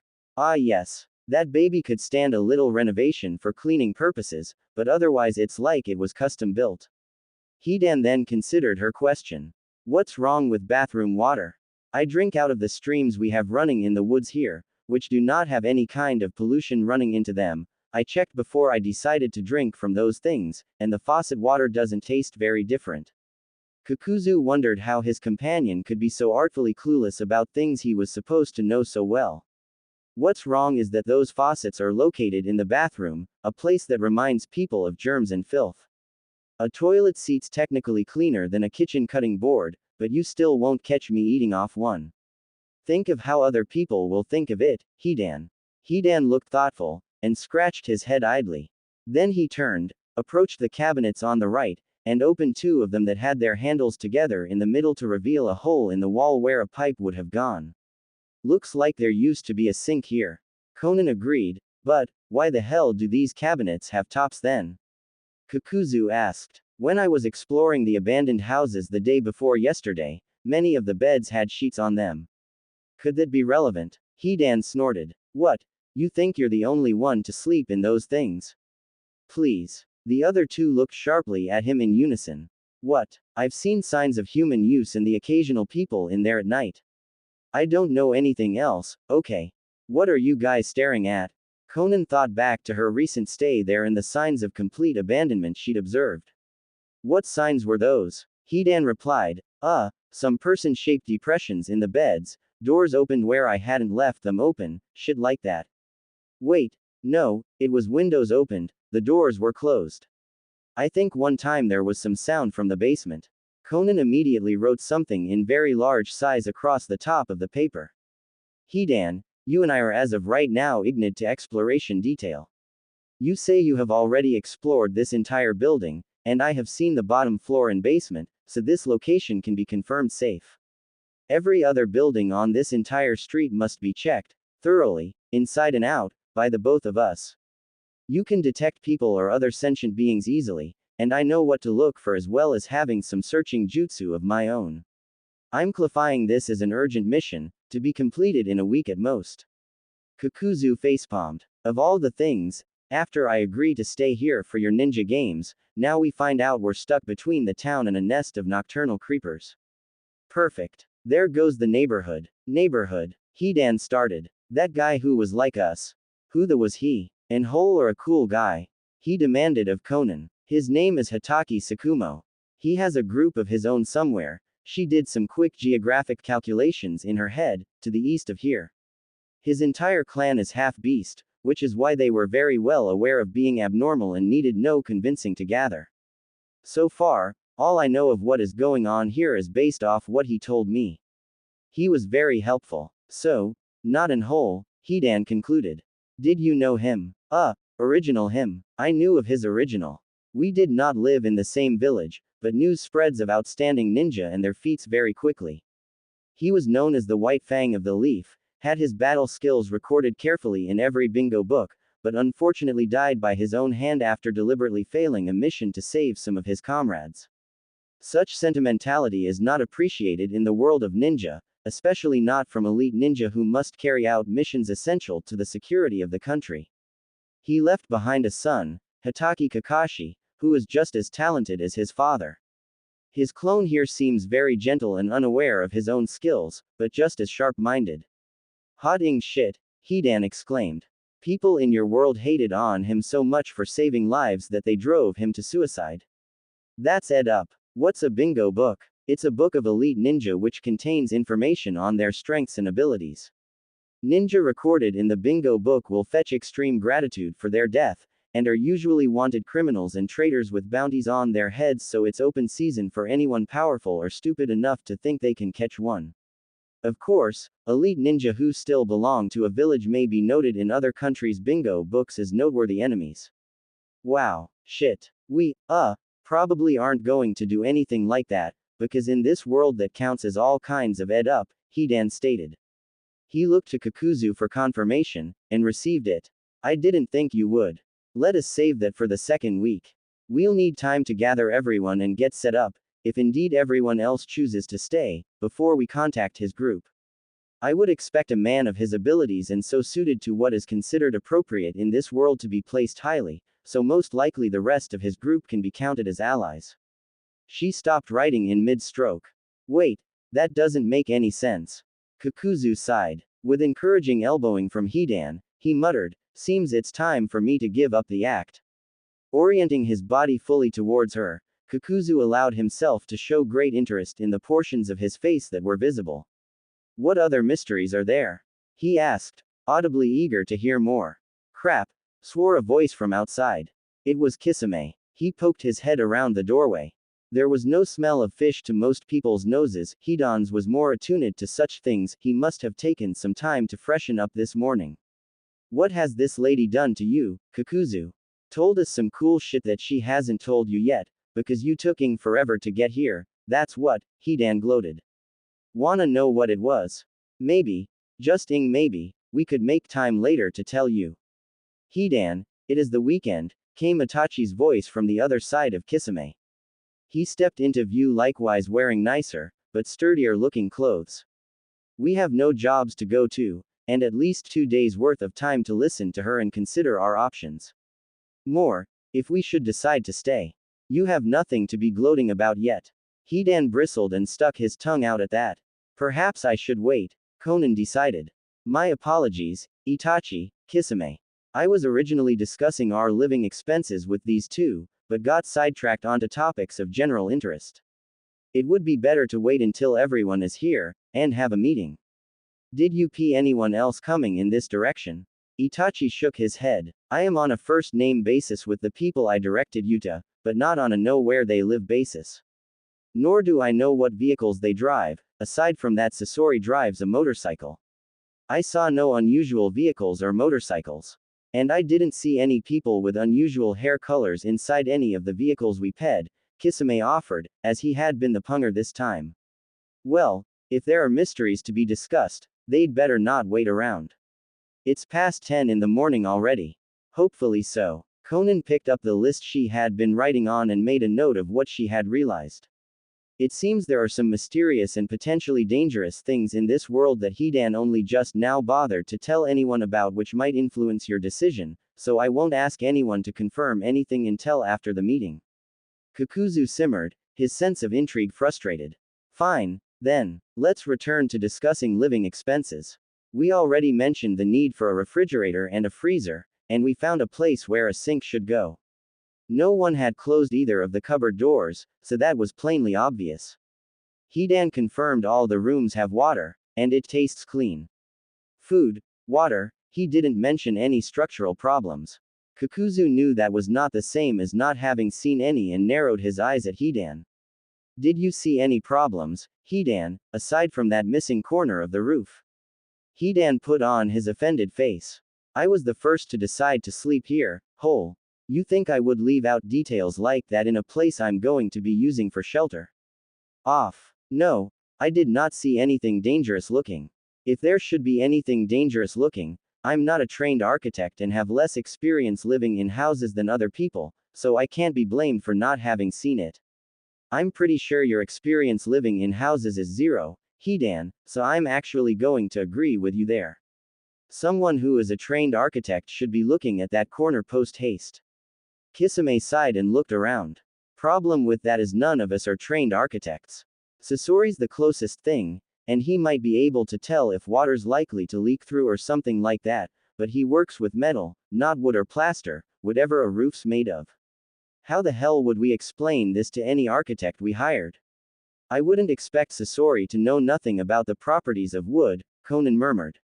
Seeing everyone else's attention, she added, but of course all of that would be learned knowledge, the sort you lack, and your life experience seems to be translated in spirit at best. Of course an actual architect should be hired. Or we could just seal off the Hidan grumbled resentfully.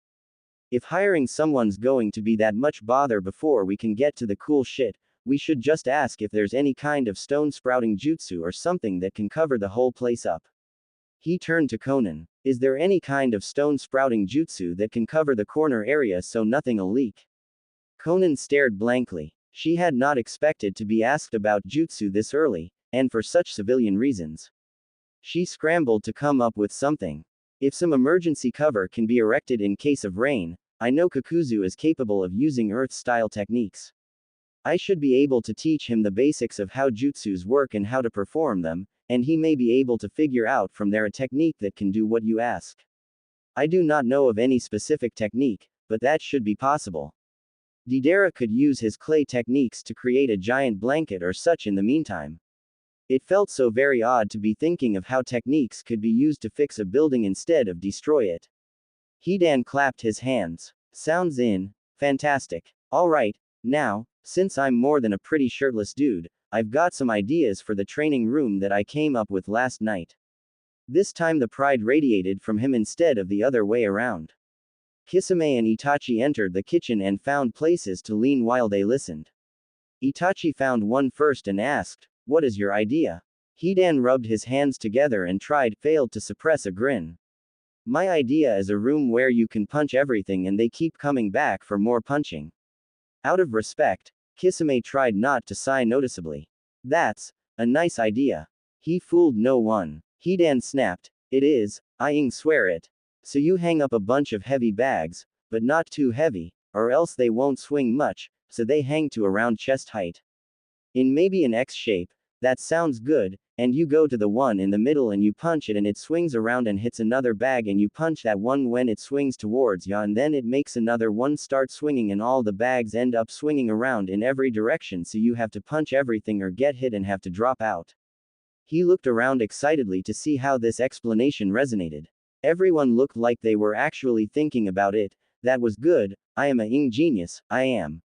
When he turned to see how Konan was taking it, his face broke out in all directions. She was smiling at him. That sounds like a very good idea. It would require comparatively light bags, but ninjas are expected to be swift on their feet more than physically strong, so that is not a downside.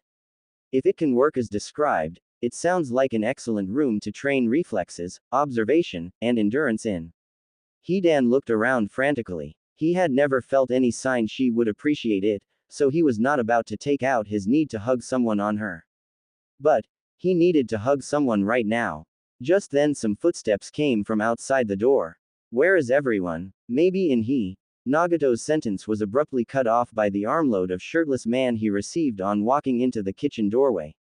Hidan squeezed him tightly, so tightly that between his body heat and Nagato's deep blush the air around Nagato's face seemed ready to combust. Nagato was lifted off the ground by sheer joy and forced to hold onto Hidan's body to stay steady as he was spun around. The blush disappeared, but Nagato panicked because he knew full well where the blood that was no longer in his face was headed. The smell and feeling of being so tightly held was intoxicating and scared him into paralysis. He heard Yahiko laugh behind him. Since this all happened in the span of only a couple seconds, Hidan experienced a mood whiplash that left him disoriented, from sheer joy at his achievement in ninjury to the cold sobering paralysis of fear.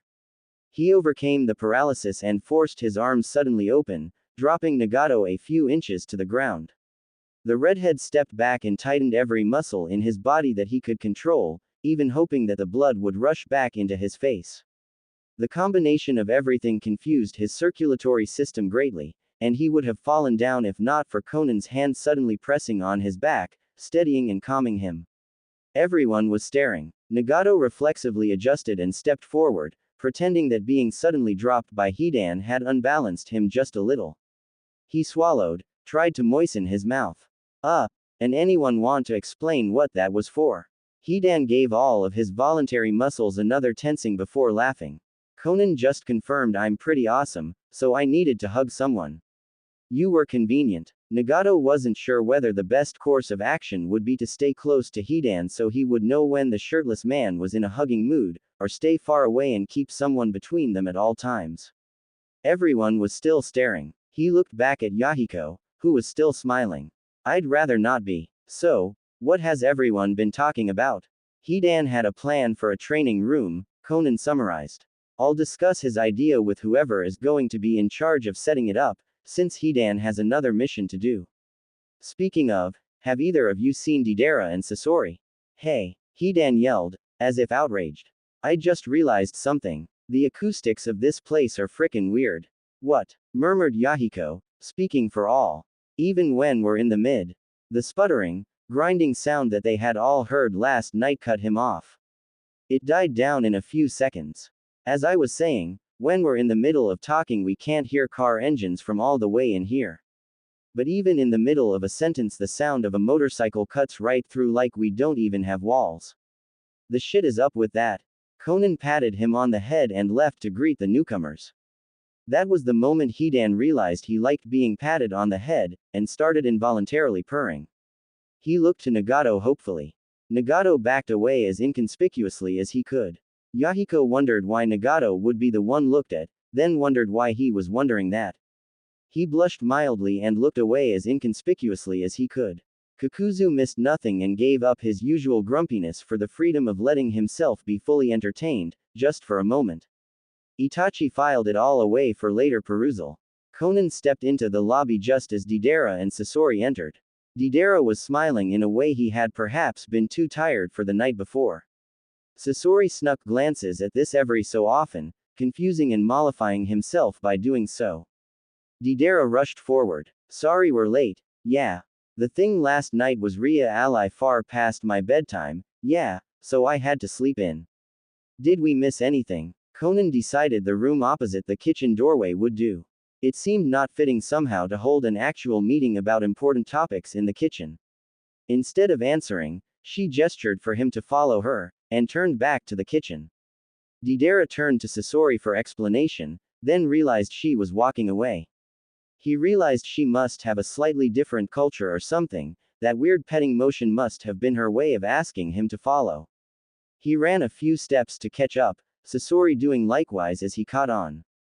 Konan stopped in the doorway and addressed everyone, interrupting Hidan's purring. I do not wish to hold such a lengthy and, I suspect, very important meeting in the kitchen.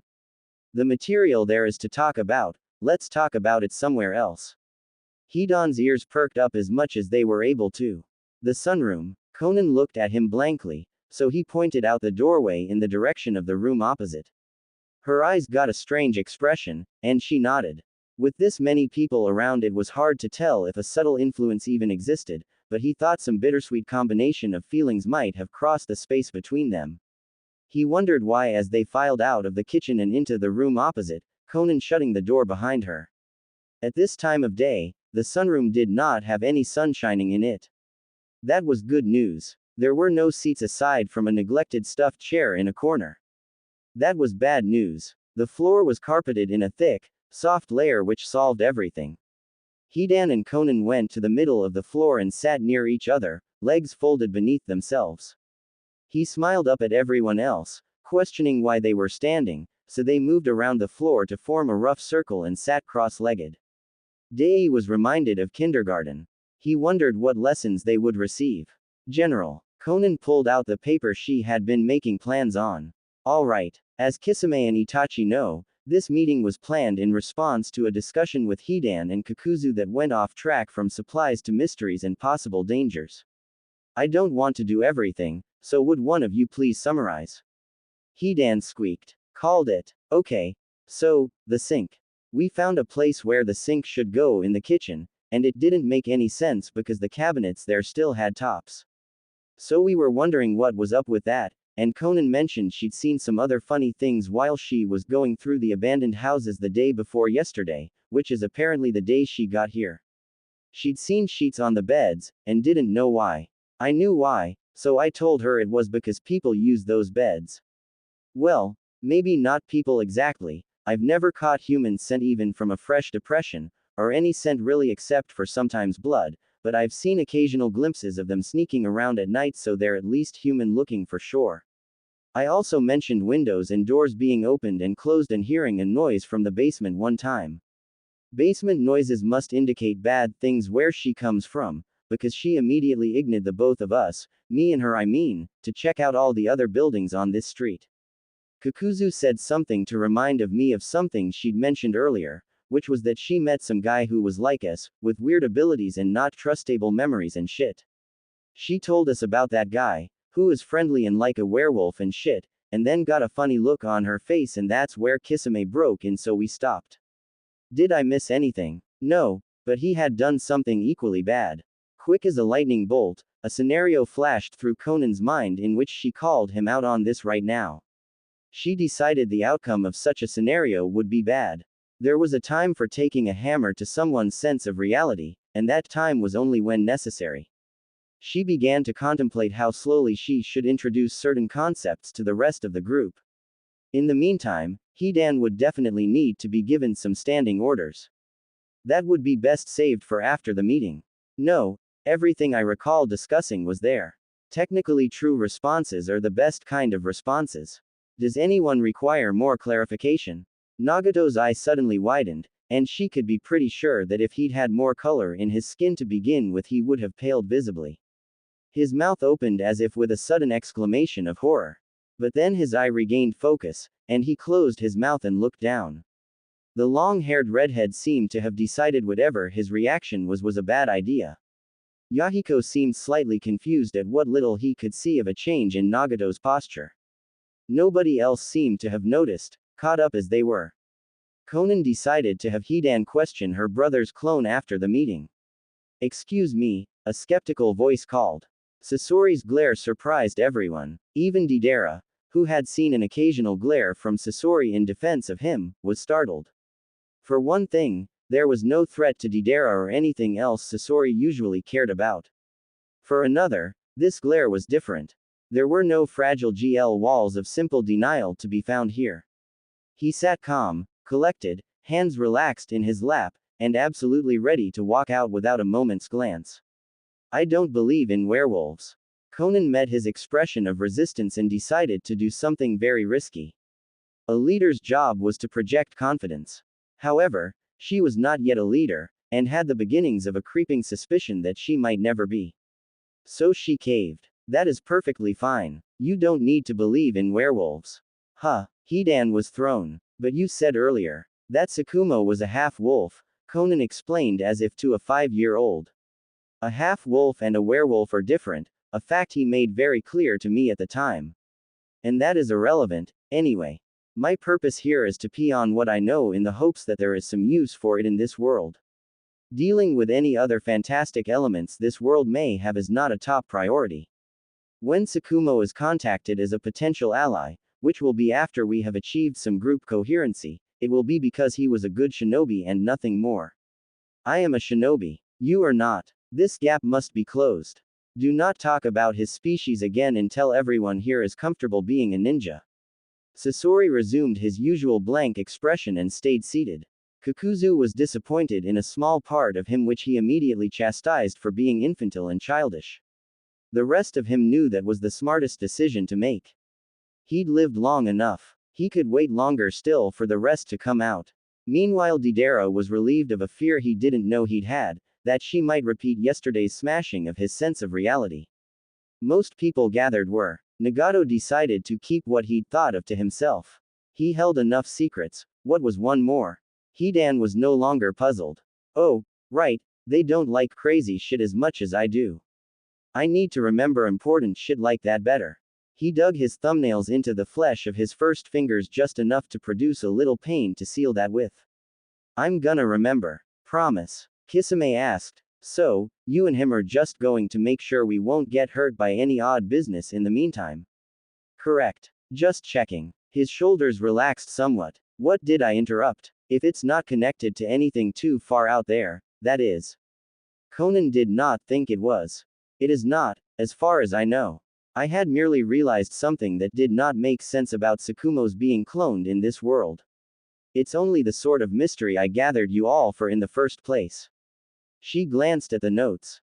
"You interrupted after I realized, but before I could explain that I have no idea why Tsukumo is here in the first place."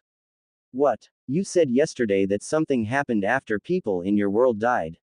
"I would that mean he's here because his original died," Kisame muttered. "Yes, but this hasn't always happened. Otherwise this portion of this world would be overrun by shinobi and there would be an entrenched ninja culture by now. According to Tsukumo, the members of his group with the longest awareness of being unusual have been aware of their situation for about the past year and a half. The fact that none of you have corrected me when you'd been here for the same amount of time as your originals have been dead confirms that there is almost no delay between the original's death and the appearance of an amnesiac clone in this world. Hitaki Sakumo was a very well-known ninja in my world. It is common knowledge for anyone who is an adult in recent times to be aware of his history, which includes the fact that he died 25 to 30 years ago. It should not have been possible to be cloned at that time, and he told me his own memories changed only a few months ago. It doesn't make sense. There was silence. Nobody could think of anything, even those that tried to think of something blatantly supernatural and as unrealistic as they could. Yahiko murmured, "Wow, there's a lot more to this than playing with magic abilities, isn't there?"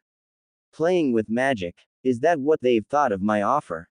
Konan wondered if she hadn't made a mistake in thinking they were ready. No, I can't believe I would think that of any of them, but especially him. We were civilians once too. I shouldn't have so little faith in my friends. It was always going to be. I didn't. Well, regardless, yes. The reason I asked all of you here was to solve the mystery of why you exist. There is a mystery behind all of you, doubly so for people like you and Sakumo. Ninjas never merely play. Yahiko blushed and lowered his head in shame. It was still hard to take her offer seriously, though she so clearly believed everything she said to be reality. His face burned and he briefly wondered how qualified he was to try and help her if he couldn't even keep track of what she had lived through. That was so insensitive. I'm treating her entire life like a children's story. She's a ninja, and that's real, it is. It needs to be real for me too, or I'm only going to make things worse.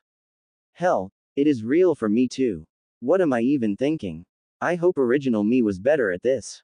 Meanwhile, Nagato wondered what wasn't right about her statement. Wait, doubly so for who, exactly? That was the moment Konan realized she hadn't been careful in her words. For the first time ever, it occurred to her to wonder if she needed to be. Perhaps in this world, her eyes turned far enough to her right to see the tips of Yahiko's orange hair. They snapped back into place and froze there. Yes, I do need to. Always. She resolved to never repeat her mistake, and conceded to the corner she'd allowed herself to get forced into. Doubly so for Yahiko. He and Sakumo are, well, let's just say his original died some years ago. Not decades, but many more than 1.5. Yahiko and Nagato looked at each other in surprise. Nagato could have sworn he and his companion were on the exact same page and always had been. There could be no way Yahiko's existence was a mistake. Yahiko turned back and worked out what to say for a few seconds. Eventually he muttered, "So, is there no reason for me to be here?" Hidan had an excellent idea for a training room. Konan proceeded to write down all the details of that idea in her notes. Unfortunately, it won't be enough. Physical training is not enough for a shinobi. None of you were pure taijutsu specialists. We'll need somewhere else to train other things. Any ideas? Their expressions went unnoticed as she continued to look down at the page. Yahiko looked down at himself, confused. Most got the hint, and Nagato cut off the silence by offering a quick suggestion. It was shot down, which was okay, because he had no idea what he was talking about at all. The important thing was to talk. A couple others tried to suggest things, which got tentative, if we can't think of anything else, approval. Deidara had no idea what was going on. He'd thought she was uber military like Sasori had said, and he'd never seen a military training base run with so little planning. Just what the hell are we supposed to be doing, huh? Do you have any idea? Konan looked at him sharply. If any of you have inherited abilities from your originals, then you should be able to perform them without needing training. Training is for developing capacities you do not have now. I can't see the future. Hidan raised his hand. Okay, but no matter what it is, training should use stuff we're already able to do, right? So, what should we be able to do if we do have their abilities? Konan agreed that was a good point, and proceeded to tell them in more detail about their originals, abilities. Starting from her right, she went around the circle. Nagato, you specialized in the use of jutsu using all 5 elements, as well as some other Rinnegan-only techniques. These special techniques allowed your original to attract and repel objects and even other people's jutsus, absorb chakra, summon large beasts, bring people and machines back to life in perfect repair, pull out souls, fire missiles, and create chakra rods allowing you to control dead bodies and project yourself into them. I can't think of anything you need training in, except for perhaps taijutsu to better protect your main body. Yahiko, your original used water-based jutsus. He mostly used them for defense and to drive away enemies without killing anyone. He was quite capable at taijutsu as well. Mental training to become more psychologically capable of leading a ninja's life would be best. Itachi, your original was talented in genjutsu, the creation of illusions. He could overwhelm the enemy's chakra and trap them in an illusion with only one finger. In addition, he used fire-style jutsu, could use his Sharingan for excellent taijutsu, and used strategy well. Kisame, your original was a talented swordsman who used Samahata's chakra-consuming qualities well against enemy techniques, and also used water-style jutsu. I believe he could also summon sharks. Sasori, your original was an elite puppet master, one of the very best in the 5 nations. You even took out the 3rd cage before joining the Akatsuki, which is quite an accomplishment considering cages are usually the strongest ninja in their entire village. You made your own puppets out of a wider variety of materials than usual, controlled them with puppet strings made out of chakra, and could design poison nobody but the best medics in the world could make an antidote for. Puppet masters tend to devote themselves entirely to such an art, so that was all. Deidara, your original thought of himself as an artist. This was because he had a fascination with explosions bordering on creepy. The mouths you have in your palms are used for chewing a special explosive clay he used, blending the clay with his own explosive chakra and molding it into various shapes. Common shapes included spiders and birds, which he would use a jutsu to expand to a size most would call giant, and direct to attack a target. Once within range, the clay animals would explode, of course. The clay birds he also used for transportation, riding on them to, from, and during battles as well as carrying captured enemies. He probably had some training in basic ninjutsu and taijutsu, just as Sasori would have because all shinobi trained by a village will be taught all the basics, but I don't know if he bothered training them beyond that. Kakuzu, your original also used jutsus with all 5 elements, but only as long as he had a heart from someone who could use that element.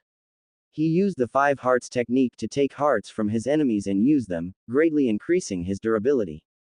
Your stitches are there because the interior of your body is filled with tentacle-like things, which can be fully let out of your body to rampage as beasts of 4 elements, each of them having a heart of course. Even without 5 hearts, he could still stitch people together, undo all stitches on his arms and send them long distances, etc. Taijutsu was good as well. He did not use any genjutsu. And, Hidan, I already explained to you your abilities last night, which consisted of a technique that would drive you insane if you used it because you are too different from your original, immortality, and training with your scythe. It's not much of a loss, that technique wasn't very useful in battle anyway. He only used it because his religion mandated it. That raises questions about what techniques he used before becoming a Jushinist, as the fact is that he was quite successful before joining the Akatsuki, and in ways that the ritual could not possibly have allowed. I don't know enough about him to say for certain what those techniques were, but his fascination with bladed weapons suggests you might want to try using those. Nothing I've seen or heard suggests he used any jutsu besides the ritual. The use of weapons is probably his only notable skill, and perhaps other forms of taijutsu. If it's any consolation, he could use the scythe for both short and medium range combat, by attaching a rope to it and throwing it. He was actually very good at that. Konan looked around everywhere except to her immediate right and observed how they were taking this.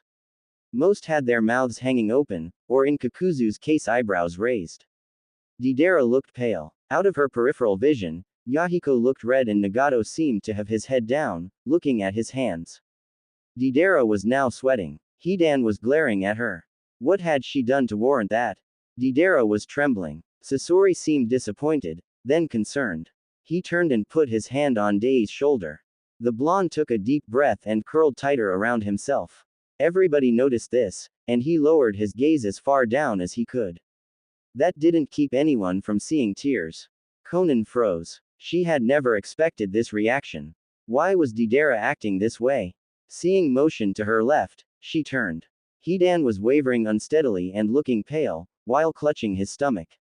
After blinking sweat out of his eyes, he noticed her attention and beckoned her using a hand gesture that vaguely resembled a "come here" gesture turned upside down and backwards.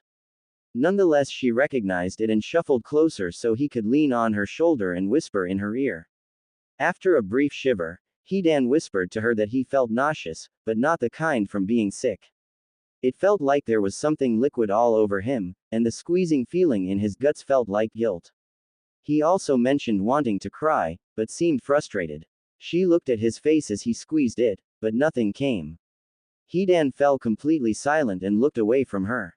Konan touched his shoulder. Hedan tightened his shoulders a little and mumbled, "No, it's just, there's no reason to. You don't even, just leave me alone." Presumably similar words had ped between Sasori and Didera, who now shrugged off his friend's hand and was angrily wiping away the few tears he'd managed to get out. Sasori retracted his hand and shuffled closer, simply staying near Didera until he recovered. Didera didn't seem to be in the mood to recover, though. He broke out of the circle and left the room, leaving the door swinging behind him. Only a few seconds after leaving, he got far enough away for Hedan to shake his head and look more like normal, which Konan didn't see as she blocked the door from swinging shut and followed. Didera wondered if he should head towards one of the rooms. No, it's been long enough. I don't need to throw up anymore, nah. He really wanted to though. It would have given him something to focus on that wasn't the fact that he was apparently predestined to be a monster. Bombs, living bombs, that could just skitter up to people and jump in their faces before they even had a chance to scream and blow them up.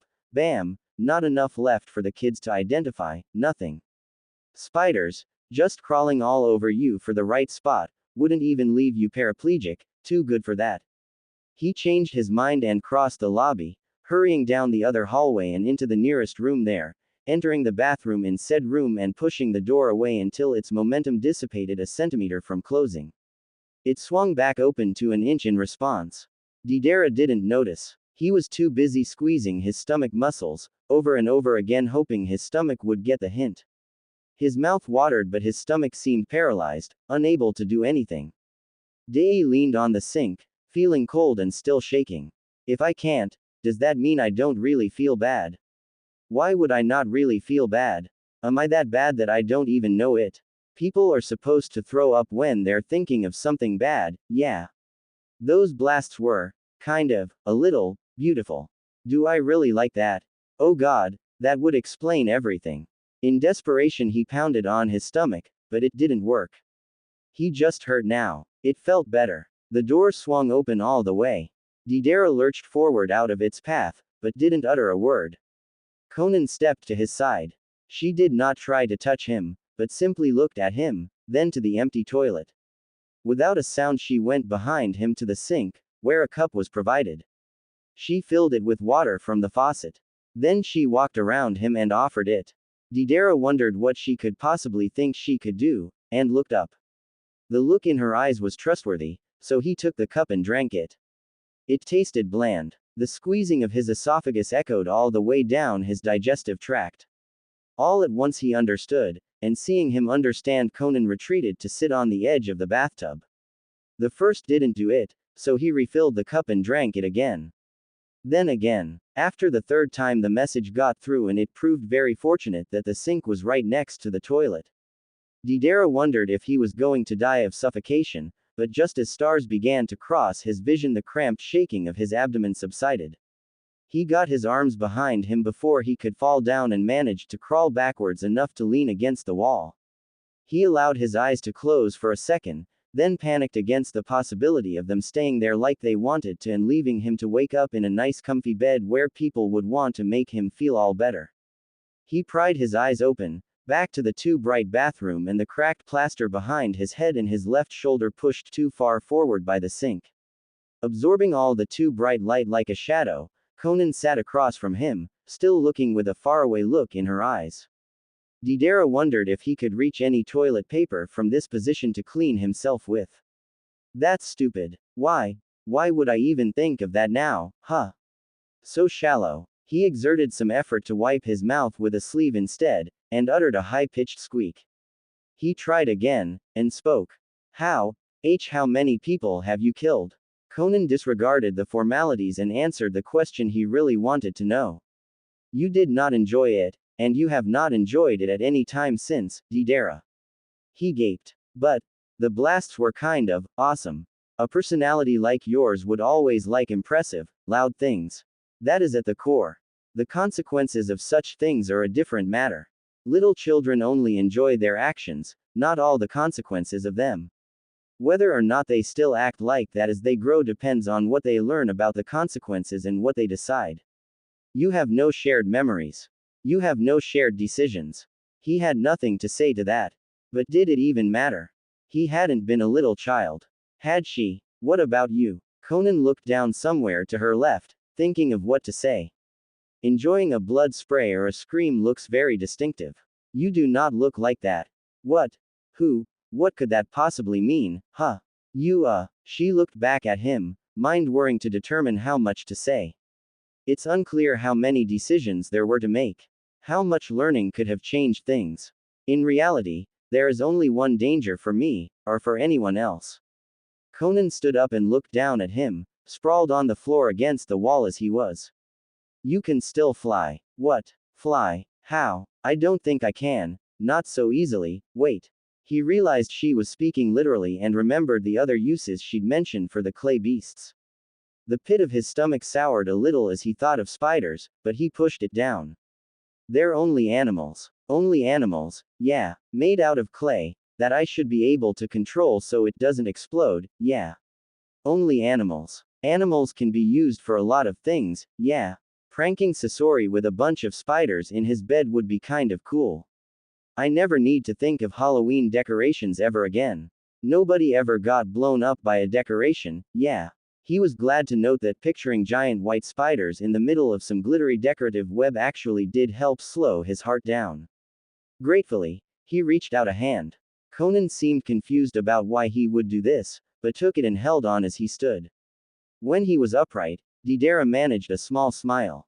She took this as a sign he would now be alright by himself, inclined her head politely, and left. Dei stared after her. He knew it shouldn't be any surprise, after the way she talked so easily of other things. But that didn't change the fact that she was the first person to hold one of his hands since he'd first started thinking about them, who was both in her right mind and not disturbed by it.